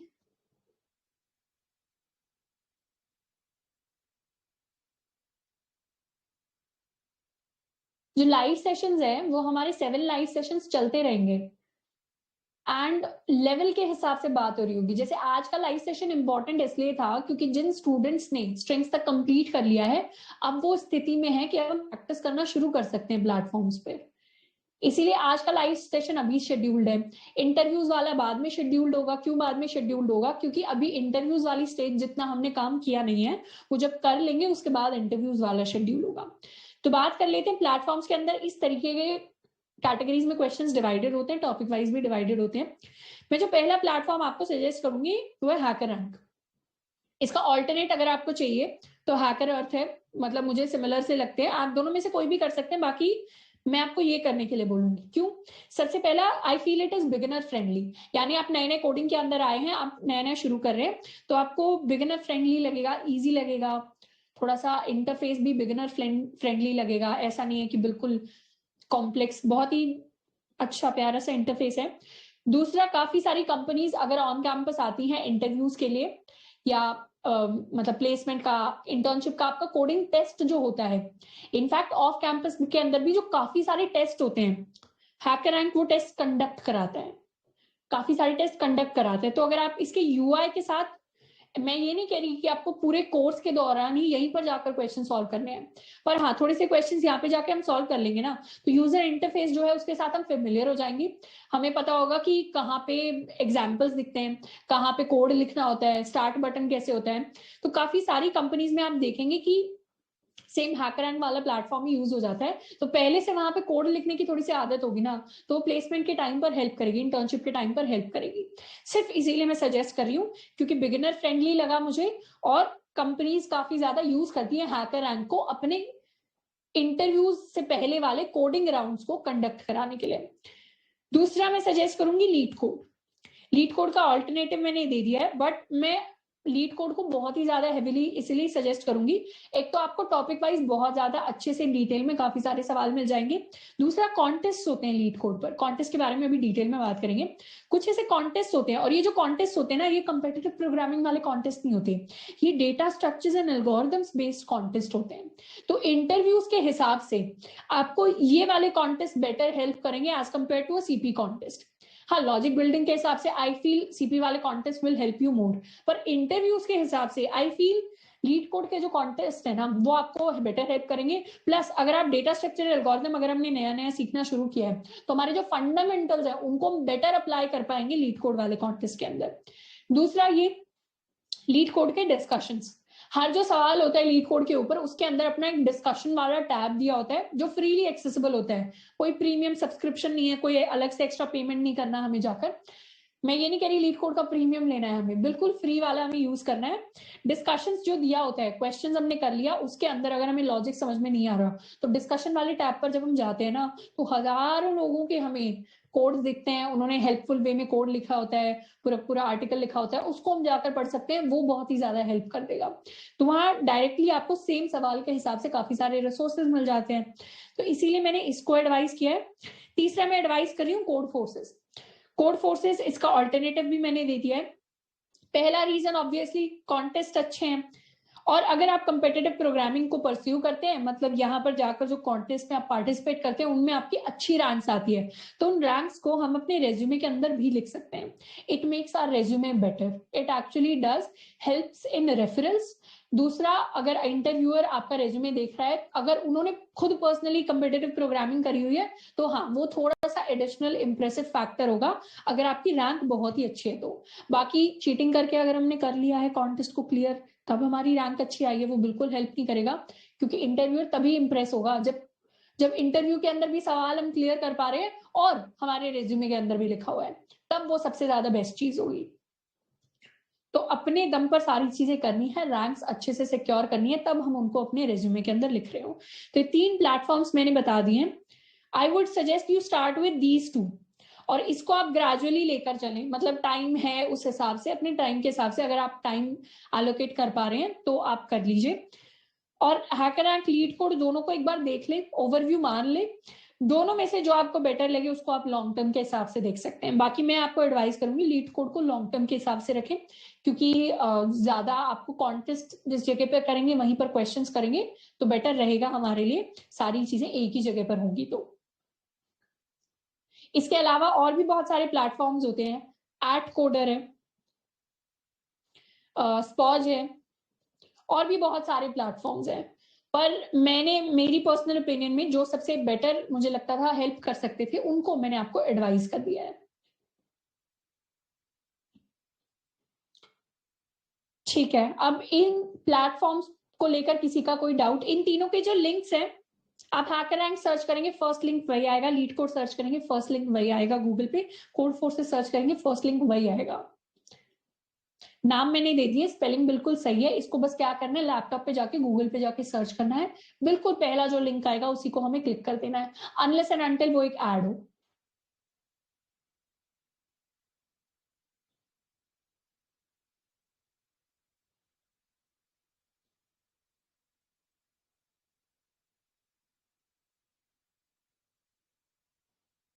लाइन हो या प्लेन कॉपी हो नोट्स को लिखने के लिए, वो इम्पोर्टेंट नहीं है, आपको जिसमें बेटर लगे कि आप बेटर यहाँ से पढ़ पाएंगे, यहाँ इस लाइन कॉपी में बेटर स्ट्रक्चर फॉर्म होता है आपके हिसाब से, तो आप कर सकते हैं। कोडिंग बुक्स जो मैं रेकमेंड करूंगी, मैं बता देती हूँ। One is cracking the coding interview, इसको अभी नहीं करना, इसको एक बार जब हम पूरा अल्फा कंप्लीट कर लें उसके बाद हम देख सकते हैं। और बुक खरीदने के लिए मैं एडवाइस नहीं करूंगी, अगर पैसे नहीं लगाना चाहते, ऑनलाइन फ्री पीडीएफ हर चीज की अवेलेबल होती है। Cracking the coding interview, this is a good book, पर इसमें क्लासिकल सवाल हैं, ये बुक बहुत सालों पहले लिखी गई थी, तो इसके अंदर क्लासिकल सवाल हैं, ऐसे कोई नए सवाल नहीं मिलेंगे, इसमें से मैक्सिमम सवाल हम अपने कोर्स के अंदर ही कंप्लीट कर देंगे, पर अगर आपका मन है तो आप पीडीएफ डाउनलोड करके देख सकते हैं। There is one more book, it's called Cormen, algorithms की बुक है ये, 3-4 राइटर्स ने मिलकर लिखी है, ये भी अच्छी है, इसको भी आप पढ़ सकते हैं, ऑनलाइन पीडीएफ आपको मिल जाएगी, बट ये थोड़ी सी हार्ड टू रीड है। मतलब अगर आपको रीडिंग की आदत नहीं है ना और मैथ आपको देखना ज्यादा पसंद नहीं है तो थोड़ी सी हार्ड टू रीड हो सकती है। तो मैं ये नहीं कहूंगी आप जाके खरीद ही लो इन बुक्स को, पहले ऑनलाइन पीडीएफ डाउनलोड करो, देखो आपको समझ आ रही है क्या, आपको लॉन्ग टर्म में हेल्प करेगी क्या, सिर्फ बुक्स खरीद के रख लेनी है और फिर पढ़नी नहीं है, वो वाली चीज नहीं करनी। पीडीएफ में हाँ अच्छा लग रहा है, आपको लग रहा है लॉन्ग टर्म के लिए मुझे बुक हेल्प करेगी, तो इसको आप ले लेना। वेक्टर्स कब कवर होगा? सी प्लस प्लस के अंदर वेक्टर्स होते हैं, जावा के अंदर एरे लिस्ट होता है। हम वेक्टर्स नहीं कर रहे होंगे जावा में, हम एरे लिस्ट कर रहे होंगे। एरे लिस्ट को कब कर रहे होंगे? एरे लिस्ट को तब कर रहे होंगे जब हम अपना जावा कलेक्शन फ्रेमवर्क स्टार्ट करेंगे। मतलब लिंक लिस्ट से पहले वाला टॉपिक हमारा एरे लिस्ट होने वाला है, तो अभी थोड़ा सा टाइम लगेगा। अभी जो सवाल है उनको हम एरे से ही करें। बाकी जिन स्टूडेंट्स के दिमाग में आ रहा है एरे लिस्ट क्या होता है, array list is basically array के अंदर हमें बताना पड़ता है कि साइज कितना होगा।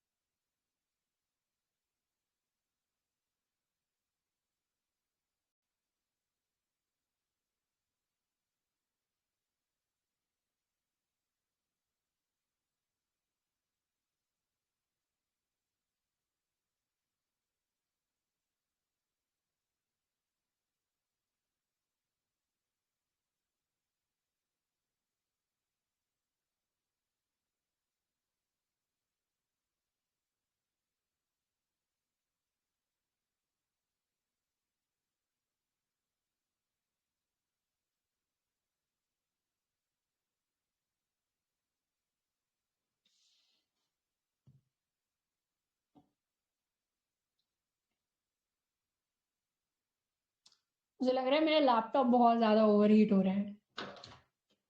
For people who are thinking कि लैपटॉप कौन सा लेना चाहिए या छोड़ो, ठीक है, शेयर कर देती हूँ मैं स्क्रीन को दोबारा से। ऑल राइट, मेरी स्क्रीन विजिबल होगी। Hello everyone again.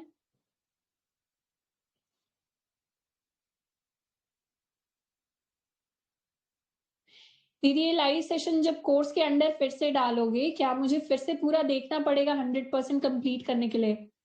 नहीं नहीं, इसको स्किप कर सकते हैं, लाइव सेशन आपने अटेंड कर लिया तो रिकॉर्डिंग मत देखना दोबारा।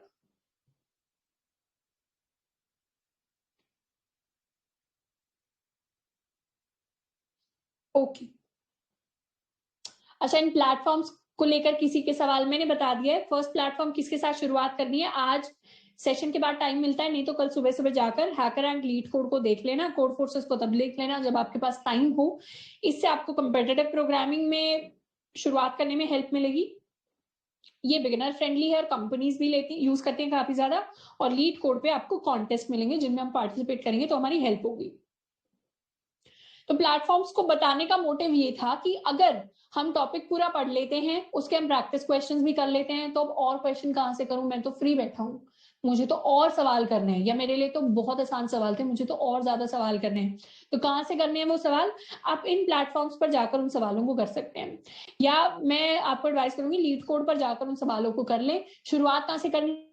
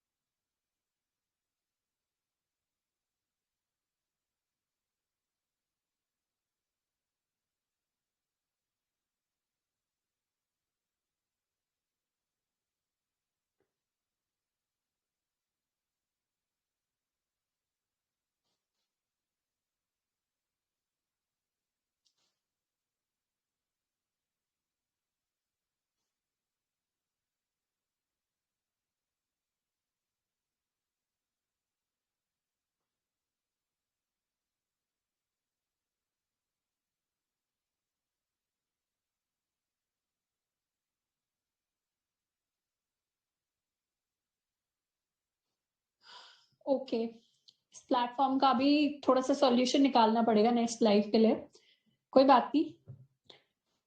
ठीक है, इनको मैंने समराइज कर लिया है। शुरू इन 2 प्लेटफॉर्म्स के साथ करना है, जो आपको बेटर लगे उसको कर लेना है। फिर भी डाउट है कि कौन सा करूं तो लीड कोड कर लो, सिंपल सोल्यूशन। अब थोड़ा सा इसको जल्दी जल्दी करते हैं सारी चीजों को, ताकि इन केस दोबारा क्रैश होता है जूम तो हमें प्रॉब्लम ना आए। नेक्स्ट बात कर लेती हूँ कॉन्टेस्ट की। कॉन्टेस्ट के अंदर कब से पार्टिसिपेट करना शुरू कर देना है?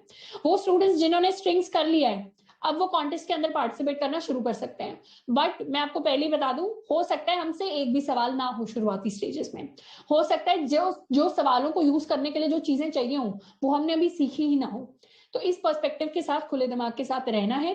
कोई बात नहीं, सवाल नहीं होते तो हमें देख लेना, आदत डाल लेनी कि सवाल होते कैसे हैं। तो स्ट्रिंग्स तक अगर हमने खत्म कर लिया है, तब हम कॉन्टेस्ट के अंदर पार्टिसिपेट करना शुरू कर सकते हैं। वो स्टूडेंट्स जिनका अभी एरेज ही चल रहा है, सॉर्टिंग ही चल रहा है, अभी ना करें, स्ट्रिंग्स तक कंप्लीट कर लें, फिर हम पार्टिसिपेट करें। कॉन्टेस्ट बता देती हूँ किसके साथ शुरुआत करनी है। एक बार आपकी शुरुआत हो जाएगी ना, आप कॉन्टेस्ट के अंदर आपने 1 महीने 2 महीने पार्टिसिपेट कर लिया, उसके बाद आपको मेरी जरूरत नहीं चाहिए होगी, मेरी जरूरत नहीं होगी आपको ये बताने के लिए कि और किसके अंदर पार्टिसिपेट करना है। क्योंकि वो कॉन्टेस्ट और आप 10 चीजें खुद ही करके ढूंढ लेंगे जिनके अंदर आप पार्टिसिपेट कर सकते हैं। तो सिर्फ शुरुआत वाले जो चीज होती है वही चाहिए होता है, उसके बाद आप खुद से वो प्रोग्रामर माइंडसेट तो मैं बनाने की कोशिश करती हूँ, तो वो बन जाएगा ना, तो आप खुद से 4 चीजें ढूंढ के निकाल लेंगे कि मैं ये भी कर सकता हूँ कोडिंग में, ये भी सीख लिया तो ये भी कर सकता हूँ, वो भी कर सकता हूँ। सबसे पहला कॉन्टेस्ट जिसमें हम पार्टिसिपेट कर सकते हैं वो हमारा लीड कोड का। लीड कोड के अंदर 3 तरीके के कॉन्टेस्ट होते हैं। एक होता है वीकली कॉन्टेस्ट, ये होता है सुबह 8 बजे से 9:30 बजे। तो जिन स्टूडेंट्स को सुबह उठने की आदत नहीं है, इस कॉन्टेस्ट में पार्टिसिपेट करने के लिए आपको आदत डालनी पड़ेगी। कॉन्टेस्ट के अंदर यूजुअली क्या होता है, 4 सवाल आते हैं। एक इजी होता है, 2 मीडियम होते हैं, एक हार्ड सवाल होता है। अभी जितना स्ट्रिंग्स तक अगर हमने पढ़ा है तो हमसे सिर्फ इजी सवाल होगा, मीडियम हार्ड कैटेगरी के सवाल अभी नहीं होंगे। हमें कोशिश करनी है कि हम इस इजी सवाल को तो कर लें, और हो सकता है ये भी ना हो, तो बिल्कुल टेंशन लेने की जरूरत नहीं है, अगले कॉन्टेस्ट में दोबारा ट्राई करना है। और जब भी हम कॉन्टेस्ट के अंदर पार्टिसिपेट करने हैं ना, we have to do something called upsolve. Upsolve is basically a concept कि आज 4 सवाल दिए हैं मुझे अगर, और मुझसे अगर 2 ही हो पाए, तो मैं क्या करूंगा, कॉन्टेस्ट के बाद बैठकर तीसरे सवाल को सॉल्व करने की कोशिश करूंगा, नहीं तो सॉल्यूशन देख के उसका लॉजिक समझूंगा। That is upsolve. तभी हमारा लॉजिक बेटर बिल्ड होगा। तो अगर आप इजी सवाल नहीं कर पाते तो कोई बात नहीं, कॉन्टेस्ट खत्म होने के बाद सॉल्यूशन आते हैं, आपको सॉल्यूशन मिल भी जाएंगे। कॉन्टेस्ट के दौरान चीटिंग करके सॉल्यूशन नहीं देखते ऑनलाइन, अंडरस्टैंडिंग बिल्ड करनी है। तो कॉन्टेस्ट खत्म हो जाता है, उसके बाद इस इजी सवाल के लॉजिक को देखकर, आंसर को देखकर लॉजिक समझने की कोशिश करनी है, उस सवाल को समझने की कोशिश करनी है, तो अब सॉल्व करना है। वीकली कॉन्टेस्ट यानी हफ्ते में 1 बार होता है और वीकेंड्स पे होता है। तो जिन स्टूडेंट्स का एग्जाम चल रहे हैं तो सैटरडे संडे छुट्टी हो, या जिनका जॉब चल रहा है उनकी भी सैटरडे संडे यूजुअली छुट्टी होती है, तो या तो सैटरडे को होता है या संडे को होता है, वो आप कंफर्म कर लेना। सुबह होता है लेकिन 1.5 घंटे का कॉन्टेस्ट। अब दूसरा होता है बाई वीकली, यानी 2 हफ्ते में जो 1 बार होता है, ये होता है शाम के टाइम पे, यानी 8 बजे से लेके 9:30 बजे। और ये मैं इंडियन स्टैंडर्ड का टाइम दे रही हूँ। कोई स्टूडेंट है जो दुबई से देख रहा है, ऑस्ट्रेलिया से देख रहा है, नेपाल से देख रहा है, कहीं और से देख रहा है, तो प्लीज ये IST टाइम है, इसको आप अपने टाइम जोन में कन्वर्ट करने की कोशिश करें। तो बाई वीकली कॉन्टेस्ट हमारे शाम को होते हैं, इनको हम दे सकते हैं। दूसरी एक स्पेशल चीज बता देती हूँ, जो बाई वीकली कॉन्टेस्ट होते हैं लीड कोड पर, कभी कभी वो स्पॉन्सर्ड बाय कंपनीज होते हैं। जैसे करंट जो बाई वीकली कॉन्टेस्ट आया लीड कोड पे, उसको एयरटेल ने स्पॉन्सर किया है, और टॉप जो 5000 कैंडिडेट्स आएंगे उस कॉन्टेस्ट के अंदर, उनको क्या करेगा, एयरटेल उनको एम्प्लॉय रेफरल की तरह ट्रीट करेगा। इसका क्या मतलब होता है, कंपनीज के अंदर एम्प्लॉयज जो ऑलरेडी काम कर रहे हैं लोग, वो रेफर कर सकते हैं नए लोगों को कि ये मेरा दोस्त है, या ये मेरा भाई है, या ये मेरा जूनियर है कॉलेज का, या मेरा सीनियर है कॉलेज का, या कोई रैंडम व्यक्ति है जिसका मुझे पता है कोडिंग में अच्छा है, तो आप क्या करिए, इसकी प्रोफाइल को आप प्रायोरिटी की तरह ट्रीट करिए जब आपको इंटरव्यूज लेने हैं। तो होगा क्या, इन प्रोफाइल्स को प्रायोरिटी में ट्रीट किया जाएगा एज कंपेयर टू बाकी प्रोफाइल्स जो आती है एयरटेल के पास। तो इस तरीके की भी चीजें होती है कॉन्टेस्ट के अंदर। तो बाई वीकली कॉन्टेस्ट आप दे सकते हैं। तीसरे होते हैं वर्चुअल कॉन्टेस्ट। वर्चुअल कॉन्टेस्ट यानी हो सकता है कभी पुराने टाइम में कॉन्टेस्ट आया हो, बट आप क्या है, इस टाइम में भी फ्री नहीं है, इस टाइम में भी फ्री नहीं है, पर आपको कॉन्टेस्ट देना है, तो कैसे दें? तो उसके लिए इलाज है वर्चुअल कॉन्टेस्ट। ये कोड फोर्सेस पर भी होते हैं, लीड कोड पर भी होते हैं। वर्चुअल कॉन्टेस्ट बेसिकली पुराने कॉन्टेस्ट के सेव्ड सवाल होते हैं जिनको आप कभी भी शुरू कर सकते हैं। मतलब मैं आज शाम को 4 बजे से लेके 5:30 बजे तक फ्री हूं, तो मैं वर्चुअल कॉन्टेस्ट को 4 बजे स्टार्ट कर सकती हूँ। 6:30 1.5 घंटे में मेरा वर्चुअल कॉन्टेस्ट पूरा हो जाएगा। और उसको स्टार्ट करने के लिए वही सेम बिल्कुल सारी चीजें वैसे ही चलती हैं, और आपको लगता है बाकी लोग भी देख रहे हैं, आपकी रैंकिंग भी उसी हिसाब से प्लेस करके आपको बता देगा लीड कोड कि आपने इतना स्कोर किया है बाकी जो लोगों ने पार्टिसिपेट किया था उनके कंपैरिजन में। तो जिस भी टाइम पर आप फ्री हैं पुराने किसी कॉन्टेस्ट का आप वर्चुअल कॉन्टेस्ट स्टार्ट कर सकते हैं और उस टाइम पर अपने कॉन्टेस्ट को आप दे सकते हैं। लीड कोडिंग के contest are important for interviews. तो इंटरव्यू प्रिपरेशन अगर हमारी सीरियस है तो इन कॉन्टेस्ट को हम जरूर दें, और स्ट्रिंग्स कर लिया है तो देना शुरू कर दें। शुरू में सॉल्व नहीं होंगे, पर हर सवाल हमें कुछ नया सिखाता है, इस पर्सपेक्टिव के साथ प्रैक्टिस करें। और अगर नहीं होता है कॉन्टेस्ट के दौरान कोई बात नहीं, अगर हमने कॉन्टेस्ट में 5 तरीके भी सोचे ना खुद से कि मुझे एक सवाल मिला था, इसको सॉल्व करने के 5 तरीके भी मैंने आज सोच लिए, उनमें से चाहे कोई भी काम का ना हो, पर मेरा दिमाग कितना ज्यादा खुला, मैंने एक प्रॉब्लम को सॉल्व करने के लिए 5 डिफरेंट तरीके सोच लिए, वो खुद में अपने आप में एक लॉजिक बिल्डिंग का प्रोसेस रहता है।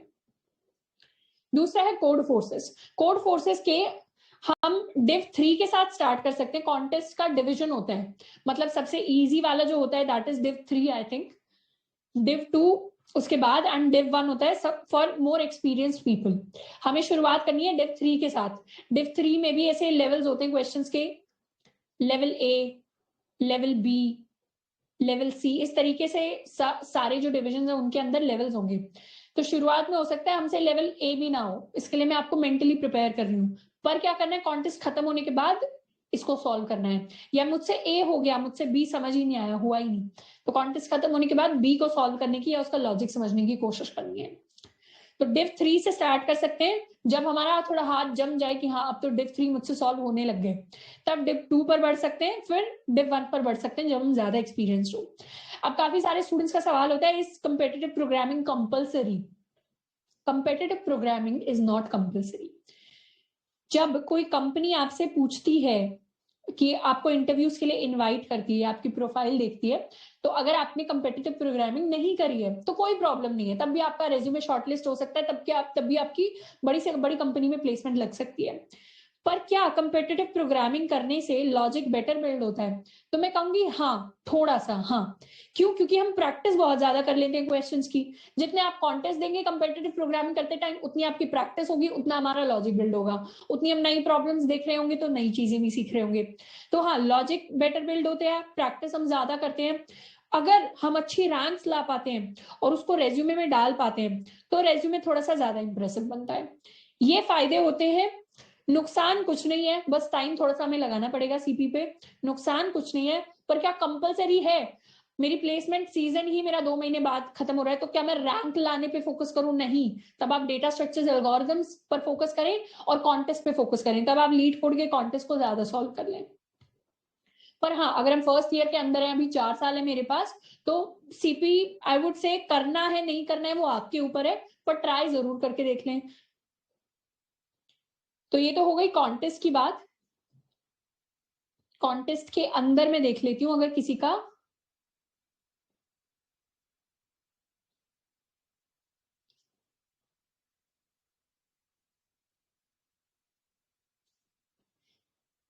Amitoj is saying, I have a bad habit of not seeing solution until I spend a lot of time. How to stop it? It's not a bad habit. It's a really good habit. पहले आप सवाल को खुद ही तो solve करोगे, 6 techniques ऐसी निकालोगे ना जिससे वो सॉल्व नहीं होता। सॉल्व ना होने वाली टेक्निक पता होना भी अपने आप में बहुत अच्छी बात है, उसके बाद ही आप सॉल्यूशन की तरफ बढ़ोगे। पर हाँ, हमें ये पता होना चाहिए कि how much time is enough time. यानी अगर एक इजी लेवल का क्वेश्चन है तो उसके ऊपर आपने आधा घंटा 1 घंटा लगा लिया, उससे ज्यादा मत लगाइए। मीडियम लेवल का क्वेश्चन है, 1.5 घंटा 2 घंटा लगा लिया, उससे ज्यादा मत लगाइए। हार्ड लेवल का क्वेश्चन है, उसके ऊपर आप मतलब वही 1.5-2 घंटा ही मैक्सिमम बैठ सकते हैं हम एक सवाल के ऊपर, अगर हमें बिल्कुल उसको खुद ही सॉल्व करने की इच्छा है। उतने में भी नहीं हो रहा तो फिर या तो आप उसको 1 दिन का टाइम दीजिए, बाकी अपने काम करिए, बाकी कुछ और पढ़िए, और बैक ऑफ द माइंड में उसके बारे में हम सोच सकते हैं। नहीं तो जाकर हम सॉल्यूशन की तरफ देख सकते हैं और फिर हम एनालाइज कर सकते हैं हमने जो अप्रोचेस सोची थी और जो फाइनल सॉल्यूशन है, इन दोनों के बीच में कितना डिफरेंस है। हम कहां पर लैक किए, वो जो लैकिंग हमें पता चल जाएगी ना, वही मेरे लिए सबसे बड़ी नॉलेज होगी। तो वेट करना बुरी चीज नहीं है, पर कितना वेट करना है वो हमें पता होना चाहिए। Can we start coding with Leet code, means basic coding. Arrays से आप स्टार्ट कर सकते हैं लीड कोड पर कोड करना। फंक्शंस के आपको क्वेश्चन नहीं मिलेंगे वहां पर, लूप्स के नहीं मिलेंगे, कंडीशनल स्टेटमेंट के। मतलब ऐसा सवाल नहीं होगा जिसमें आपको बोलेंगे कि सिर्फ आपको कंडीशनल स्टेटमेंट या लूप ही लगाना है इस सवाल में और कुछ कोड लिखना ही नहीं। क्योंकि मिनिमम बेसिक आपको फंक्शंस तक तो आना ही चाहिए, क्योंकि सारे जो हमारे प्लेटफॉर्म्स होते हैं उन पर बेसिक सबसे फंक्शन की फॉर्म में कोड लिखना होता है। पूरा मेन क्लास और ये सब हमें नहीं बनाना पड़ता, एक फंक्शन कंप्लीट करना होता है सवाल के लिए। तो फंक्शंस तक तो हमें आना ही आना चाहिए। एरेस जैसे ही मैंने पढ़ लिया वैसे ही हाँ, मैं लीड कोड पर कोडिंग करना शुरू कर सकते हैं हम।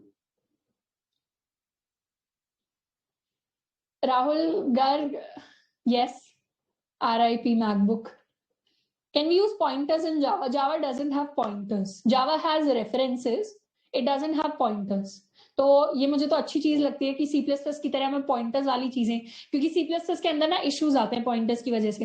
हाँ, वो इश्यूज ऐसा नहीं है हम सॉल्व नहीं कर सकते, प्रोग्रामर्स उन इश्यूज को सॉल्व करने के लिए एफिशिएंट कोड लिखते हैं, पर जैसे डैंगलिंग पॉइंटर का इशू बहुत बार आता है, तो मेरे पास वो ना आए, इसीलिए जावा इज गुड। आपको गार्बेज कलेक्टर दिया होता है जावा में, आपने कोई मेमोरी एलोकेट की है, उसको डी एलोकेट हमें करना ही नहीं पड़ता, ऑटोमेटिकली हो जाती है, कोई एक्स्ट्रा एफर्ट डालना ही नहीं पड़ा, हमें बस अपने लॉजिक से मतलब रखना होता है। Any specific period of time for each platform, मैं ये नहीं बोलूंगी कि आप सारे प्लेटफॉर्म्स करें, मैं ये बोलूंगी एक टाइम पर आप मैक्सिमम दो, नहीं तो हो सके तो एक प्लेटफॉर्म पर स्टिक करिए। हाँ, अभी क्योंकि हम एक्सप्लोर कर रहे हैं तो हम तीनों को खोलकर देख सकते हैं, तीनों प्लेटफॉर्म्स को हम खोलकर देख सकते हैं कि इस प्लेटफॉर्म पर किस तरीके से चीजें, इस प्लेटफॉर्म पर किस तरीके से, कौन सा मुझे बेटर सूट कर रहा है। बाकी इन दोनों को मैं सबसे ज्यादा रेकमेंड करूंगी, this for CP, this for interviews and placement and job preparation. Specific time ये है जब तक आपकी प्लेसमेंट या इंटर्नशिप लग नहीं जाती तब तक आप यूज करते रहिए प्लेटफॉर्म, नए से नए क्वेश्चंस को सॉल्व करते रहिए।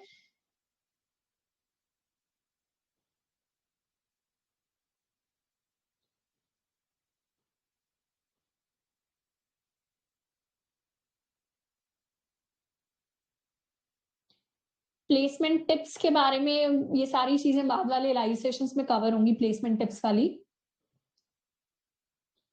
इन कॉन्टेस्ट, अच्छा, यश महेश्वरी ने बिल्कुल सबसे ज्यादा काम का सवाल पूछा है कि इन कॉन्टेस्ट के अंदर प्राइजेस होते हैं क्या?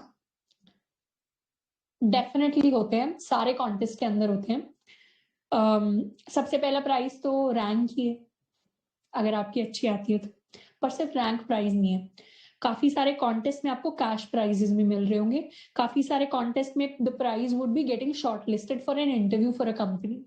तो प्राइजेस डिफरेंट फॉर्म्स में होते हैं, पर हाँ, हर एक तरीके के प्राइजेस होते हैं, कुछ प्राइजेस गुडीज की फॉर्म में होंगे, पर वो कॉन्टेस्ट के प्राइजेस लाने के लिए आपको कड़ी मेहनत करनी पड़ेगी, अच्छे से प्रैक्टिस करनी पड़ेगी, एंड आई होप आप में से मैक्सिमम लोग वो लेकर आ रहे हो।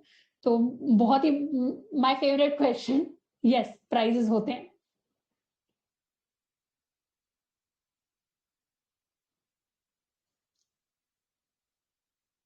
अच्छा, वैभवी इज आस्किंग कि लेक्चर्स को एफिशिएंटली कैसे देखें, आपके साथ कोड करना है या फिर पहले देखना है? पहले तो मैं कोशिश करूंगी, आप कोशिश करिए एरेस तक अगर हमने खत्म कर लिया तो बाद वाले सवालों में ना लॉजिक मैंने एक्सप्लेन कर दिया है, तो कोड देखने से पहले खुद से कोड लिखने की कोशिश करें। फिर अगर हमसे नहीं हो पाया फिर हम कोड देखें। एक बार कोड देखें तो उसको साथ के साथ भी कर सकते हैं, नहीं तो बाद में भी लिख कर सकते हैं, कोई इशू नहीं है, जो आपको ज्यादा सूट करे साथ के साथ भी कर सकते हैं, बाद में भी कर सकते हैं, पर एक बार खुद से ट्राई करना है कोड देखने से पहले। हाँ, लॉजिक समझ के आप कर सकते हैं।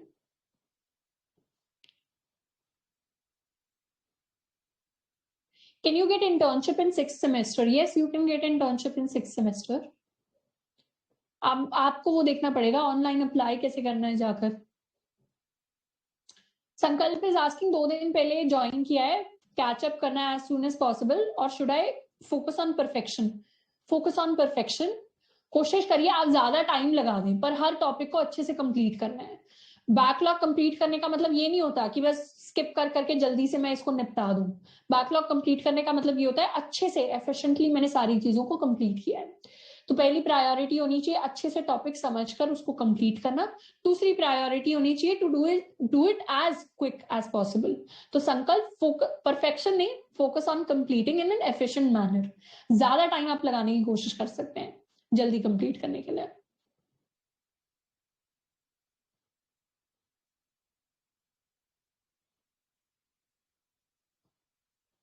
All right.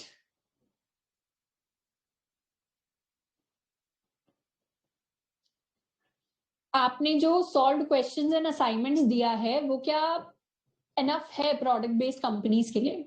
इस पर मैं थोड़ा सा बता देती हूँ। अभी ना हमने इतने एडवांस टॉपिक्स किए नहीं है। फर्स्ट ऑफ ऑल, अगर हमने स्ट्रिंग्स तक भी किया है तो इसको मैं बहुत बेसिक मानूंगी, एंड कोई भी इसको बहुत बेसिक मानेगा। अभी तक हमने इतना एडवांस टॉपिक्स किए नहीं है। आगे जाके हम क्या करेंगे, स्टैक भी पढ़ेंगे, क्यू भी पढ़ेंगे, ट्री भी पढ़ेंगे, सेगमेंट ट्री भी पढ़ेंगे, ग्राफ भी पढ़ेंगे, डीपी भी पढ़ेंगे, ग्रीडी पढ़ेंगे। बहुत सारी चीजें अभी हम पढ़ने वाले हैं जो अच्छे खासे लेवल की हमें प्रैक्टिस देंगी। मैक्सिमम जो क्वेश्चंस आते हैं ना, आपसे बेसिक कोई फंक्शन का सिंटैक्स नहीं पूछेगा इंटरव्यू में, आपसे अच्छे डेटा स्ट्रक्चर्स के सवाल पूछेंगे अच्छी कंपनीज। तो हमें उस हिसाब से माइंडसेट बनाना है। तो अभी वाले क्वेश्चंस के हिसाब से, टॉपिक्स के हिसाब से तो हमें पेस रखनी है। प्लस जब हम मान लीजिए सेगमेंट्रीज पढ़ रहे होंगे, तब हम एरेज का यूज कर रहे होंगे। जब मैं क्यू पढ़ रही हूँ तो हो सकता है कुछ सवाल में क्यू भी हो और एरे भी हो। जब मैं एरे लिस्ट पढ़ रही हूँ, एरे लिस्ट तो खैर नहीं, जब मैं ट्रीज पढ़ रही हूँ तो हो सकता है उसमें कोई और मेरा array list data structure use हो रहा है या मेरा link list data structure use हो रहा है। तो ये जो अभी हम डेटा स्ट्रक्चर समझ रहे हैं ना, पढ़ रहे हैं जिनके बारे में, ये मेरे बाद में भी यूज होंगे। तो ऐसा नहीं है कि अभी स्ट्रिंग्स में मैंने जितने सवाल कराए हैं, स्ट्रिंग्स के इतने ही सवाल हम करेंगे। हम आगे वाले डेटा स्ट्रक्चर्स या आगे जब एल्गोरिथम्स पढ़ेंगे ना, डायनेमिक प्रोग्रामिंग पढ़ेंगे, हम ग्रीडी पढ़ेंगे, तब हम स्ट्रिंग्स के और सवाल करेंगे, इनफैक्ट और एडवांस सवाल करेंगे। अभी की जो हमारी अंडरस्टैंडिंग है उसी हिसाब से सवाल हैं, आगे भी बहुत सारे सवाल होंगे। Is Java enough for CP? Yes, Java is enough for CP. हाँ, सी प्लस प्लस में अगर आप करते हैं तो कंपेटिटिव प्रोग्रामिंग में टाइम कॉम्प्लेक्सिटी आपकी कम आती है यूजुअली कोड्स की। जावा में अगर आप कर रहे हैं तो वही सेम कोड का हमें हल्का सा बेटर लॉजिक लिखना पड़ता है, बेटर ऑप्टिमाइज कोड लिखना पड़ता है, but I don't think that should be a problem.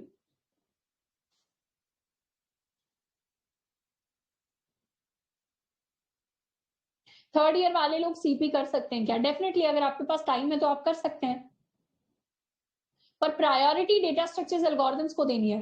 First is DSA, second is question practice plus contest, third is CP. Projects के बारे में बाद वाले लाइव सेशन के अंदर हम बात कर रहे होंगे। जिनका डाउट प्रोजेक्ट से रिलेटेड है कि प्रोजेक्ट बनाने कैसे हैं, कौन सी टेक्नोलॉजी को यूज करके बनाने हैं, क्या क्या हेल्पफुल रिसोर्सेज हो सकते हैं।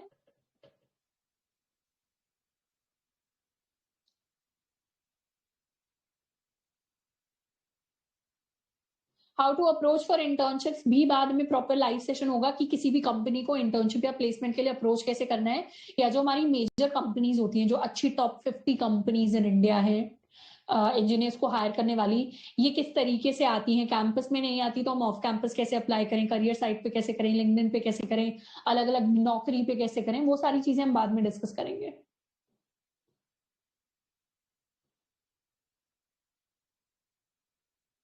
टाइपिंग स्पीड कैसे इंक्रीज करूं, ये किसी का सवाल है, तो इस पे मैं बता दूं, बिल्कुल फोकस नहीं करना टाइपिंग स्पीड इंक्रीज करने पे। जितना आप ज्यादा प्रैक्टिस करेंगे उतना automatic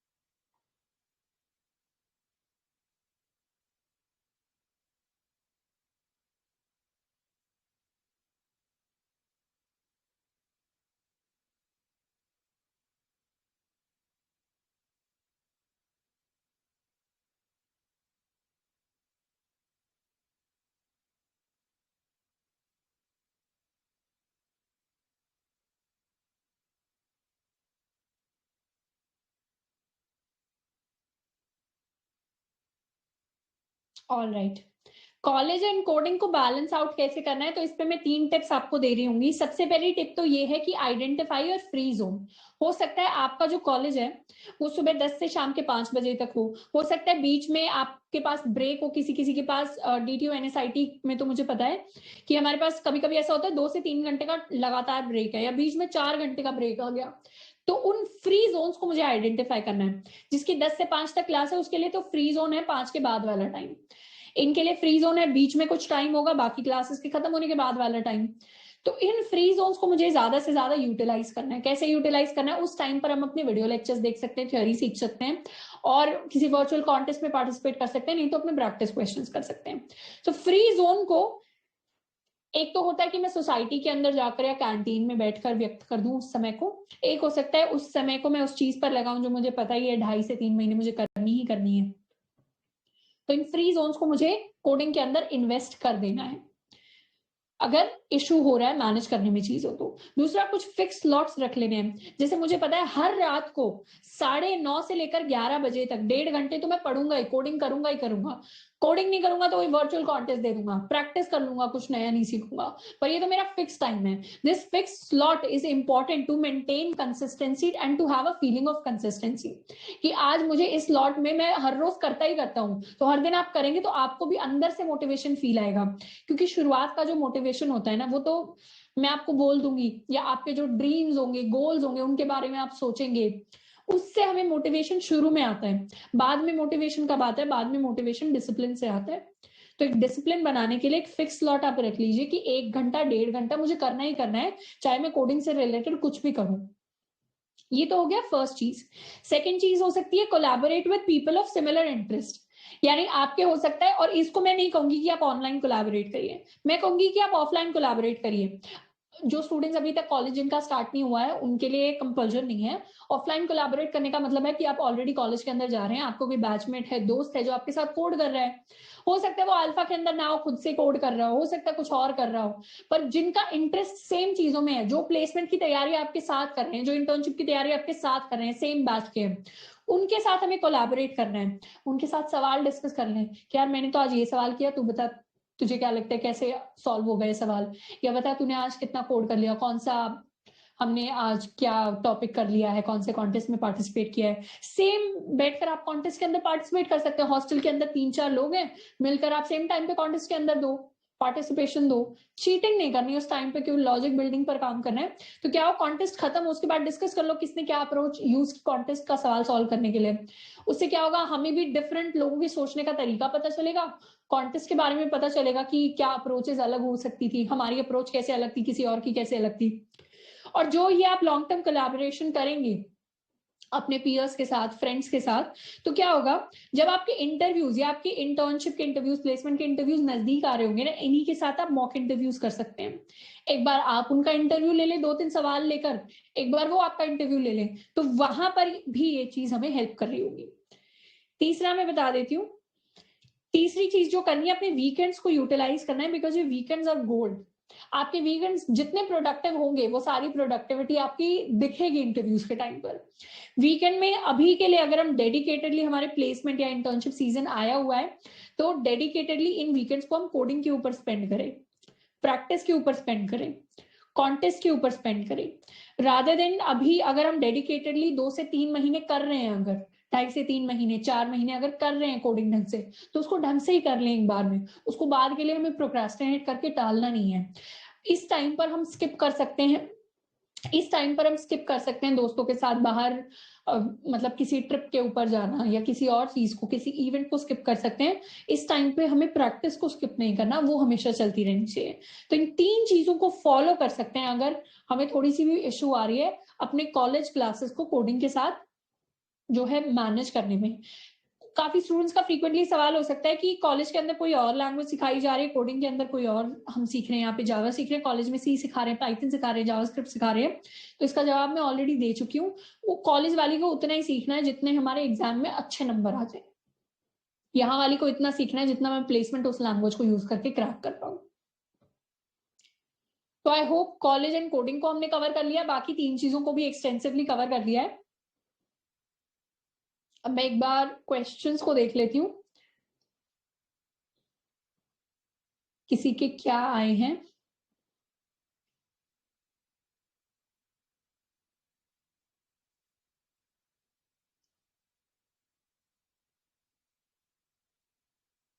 how to manage alpha notes making and office. अच्छा, अगर किसी का ऑफिस चल रहा है फिर कैसे नोट्स बनाएं? तो फिर आप आफ्टर ऑफिस आवर्स के अंदर नोट्स बना सकते हैं, यानी फिर आपको शाम के अंदर थोड़ा सा एक्स्ट्रा टाइम बैठकर अपने नोट्स को बनाना पड़ेगा। नोट्स को आप ज्यादा एक्सटेंसिव मत बनाइए, अपनी अंडरस्टैंडिंग के लिए बनाइए कि ये चीज मुझे इंटरव्यू के टाइम पर याद रहे, इसको वीडियो को मुझे दोबारा ना देखना पड़े, कोड को मुझे दोबारा खोल कर ना समझना पड़े। आज अगर मैंने 1 घंटा लगाकर इस सवाल को समझ लिया है तो इंटरव्यू के टाइम पर मैं दोबारा 1 घंटा मुझे ना लगाना पड़े, उस टाइम पे 10-15 मिनट में ही मेरा काम चल जाए या 5 मिनट में ही मेरा काम चल जाए। उस हिसाब से मैं क्या क्या मेंशन करूं नोट्स के अंदर, उतनी इंपॉर्टेंट इन्फॉर्मेशन मेंशन करनी है। तो वो आफ्टर आवर्स के अंदर थोड़ा सा टाइम निकालकर वो हमें करना ही पड़ेगा, क्योंकि अगर हम कुछ एक्स्ट्रा लेने की कोशिश कर रहे हैं तो वहां पर मुझे थोड़ा सा एक्स्ट्रा हार्डवर्क भी डालना पड़ेगा। अच्छा, अगर नॉन सीएस ब्रांच है, तो जैसे किसी की सिविल इंजीनियरिंग ब्रांच है, तो कैसे मैनेज करें? वही चीज है, बिल्कुल क्लियर होता है ना। मैं ये बोलूंगी कि अगर आपको लगता है कि कंप्यूटर साइंस या आईटी स्टूडेंट्स के लिए it is easy to prepare for placements, तो इट इज वो गैप उतना ज्यादा नहीं होता, उन्हें भी एक्स्ट्रा बैठकर पढ़ना पड़ता, कॉन्टेस्ट में पार्टिसिपेट सवाल आपको उनको भी आपके जितने ही सॉल्व करने पड़ेंगे, कोई एक्स्ट्रा डिफरेंस नहीं है। बस हेल्प कहाँ जाती है? थ्योरी सब्जेक्ट्स में हेल्प हो जाती है कि और थोड़ा लॉजिक बिल्डिंग में कि वैसी सी चीजें क्लास में चल रही है, वैसी सी चीजें मुझे कोड करनी है, वहां पर थोड़ी सी हेल्प हो जाती है। ऐसा नहीं है हमारे लिए डुएबल ही नहीं है या बहुत ही ज्यादा मुश्किल है, बिल्कुल मैनेजेबल है। कॉलेज के सब्जेक्ट्स को उस पर्सपेक्टिव से पढ़ना है कि मुझे कॉलेज के अंदर मेरे ठीक ग्रेड आ जाए, तो यहाँ पर एग्जाम्स जब आएंगे ना, तब मैं ज्यादा टाइम दे दूं और क्लासेस अपनी अटेंड कर लूं। मेरे लिए तो यही स्ट्रैटेजी काम करती थी, तो मैं तो यही एडवाइस करूंगी, क्लासेस अटेंड कर लेंगे या फिर टॉपर के साथ अच्छी बना के रखेंगे तो आपको पता होगा आप पढ़ना क्या है एग्जाम्स के हिसाब से, और एग्जाम टाइम में अच्छे से पढ़ लेना है। हो सकता है आपने अपनी कोई अलग स्ट्रैटेजी निकाल रखी हो कॉलेज में अच्छा स्कोर करने की, तो आप उसको फॉलो कर सकते हैं।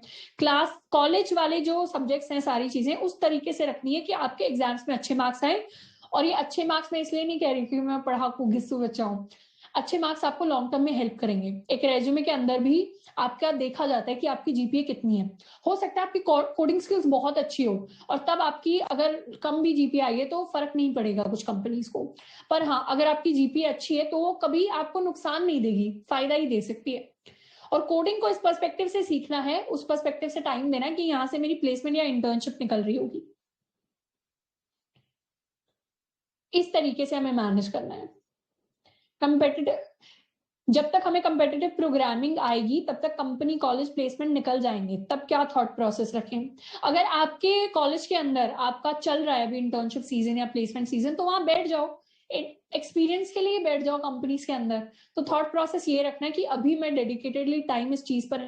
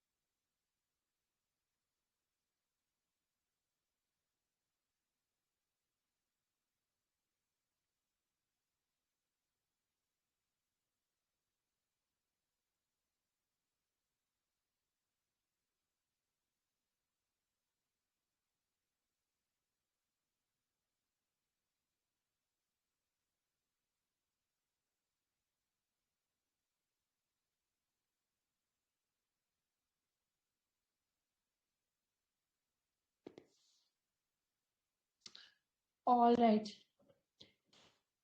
तो लास्ट में जो बता रही थी, ये बता रही थी कि 10-12 की परसेंटेज मैटर नहीं करती, आपको क्या करना होता है, कोडिंग पे अपने फोकस करना है, कॉलेज के जीपीए अच्छा मेंटेन करना है, कॉन्टेस्ट के अंदर आप अच्छा परफॉर्म कर जाए, कॉन्टेस्ट मतलब जो आपके कंपनीज लेंगी interview coding rounds and interviews के आप अंदर अच्छा परफॉर्म कर जाए, फिर इतना कोई किसी को ज्यादा मैटर नहीं करता, वो आपको बेसिकली आपकी कोडिंग स्किल के लिए हायर कर रहे हैं, आपके 12th के 10th के मार्क्स के लिए हायर नहीं कर रहा कोई हमें। ठीक है, तो चारों टॉपिक्स मैंने अच्छे से कवर कर दिए हैं, और इसको आप दोबारा भी देख सकते हैं, इफ रिकॉर्डिंग में चेक कर लूंगी हुई है या नहीं हुई है, जो भी है, पर पूरी कोशिश करूंगी आपके पास प्रॉपर रिसोर्सेज पहुंच रहे हो। सेकेंड चीज, ये जो हमारा लाइव सेशन था ऑलमोस्ट 2 घंटे का हो गया है, एंड थोड़े से टेक्निकल डिफिकल्टीज नहीं आते तो ये और भी लंबा जाता, मतलब एटलीस्ट 2.5 घंटे का तो ये होता ही। तो अगले जो हमारे लाइव मेंटरशिप सेशंस होंगे ना, वो इतने ही मतलब इसी लेंथ के हिसाब से हम मेंटली प्रिपेयर होकर आए, ये ना सोचे कि आधे घंटे बैठना है, 1 घंटे बैठना है, थोड़ा अच्छा खासा पेपर पेन लेकर, पानी वानी लेकर, खाना वाना खा के अच्छे से थोड़े 2-3 घंटे के लिए फ्री होकर हमें बैठना है। तो आई होप कि आज वाले सेशन में काफी चीजें हमने कवर की होंगी, कुछ लोगों के कॉमन डाउट्स थे वो मैंने पिक करके आंसर भी कर दिए हैं, कुछ लोगों को हो सकता है बार बार आ रहे हो जो डाउट्स। कंसिस्टेंसी कैसे मेंटेन करनी है, टाइम स्लॉट फिक्स कर लो किस टाइम में हम पढ़ने वाले हैं, डिसिप्लिन ले आए, कंसिस्टेंसी अपने आप आ जाएगी। Do not wait for motivation, be discipline, motivation will come to you.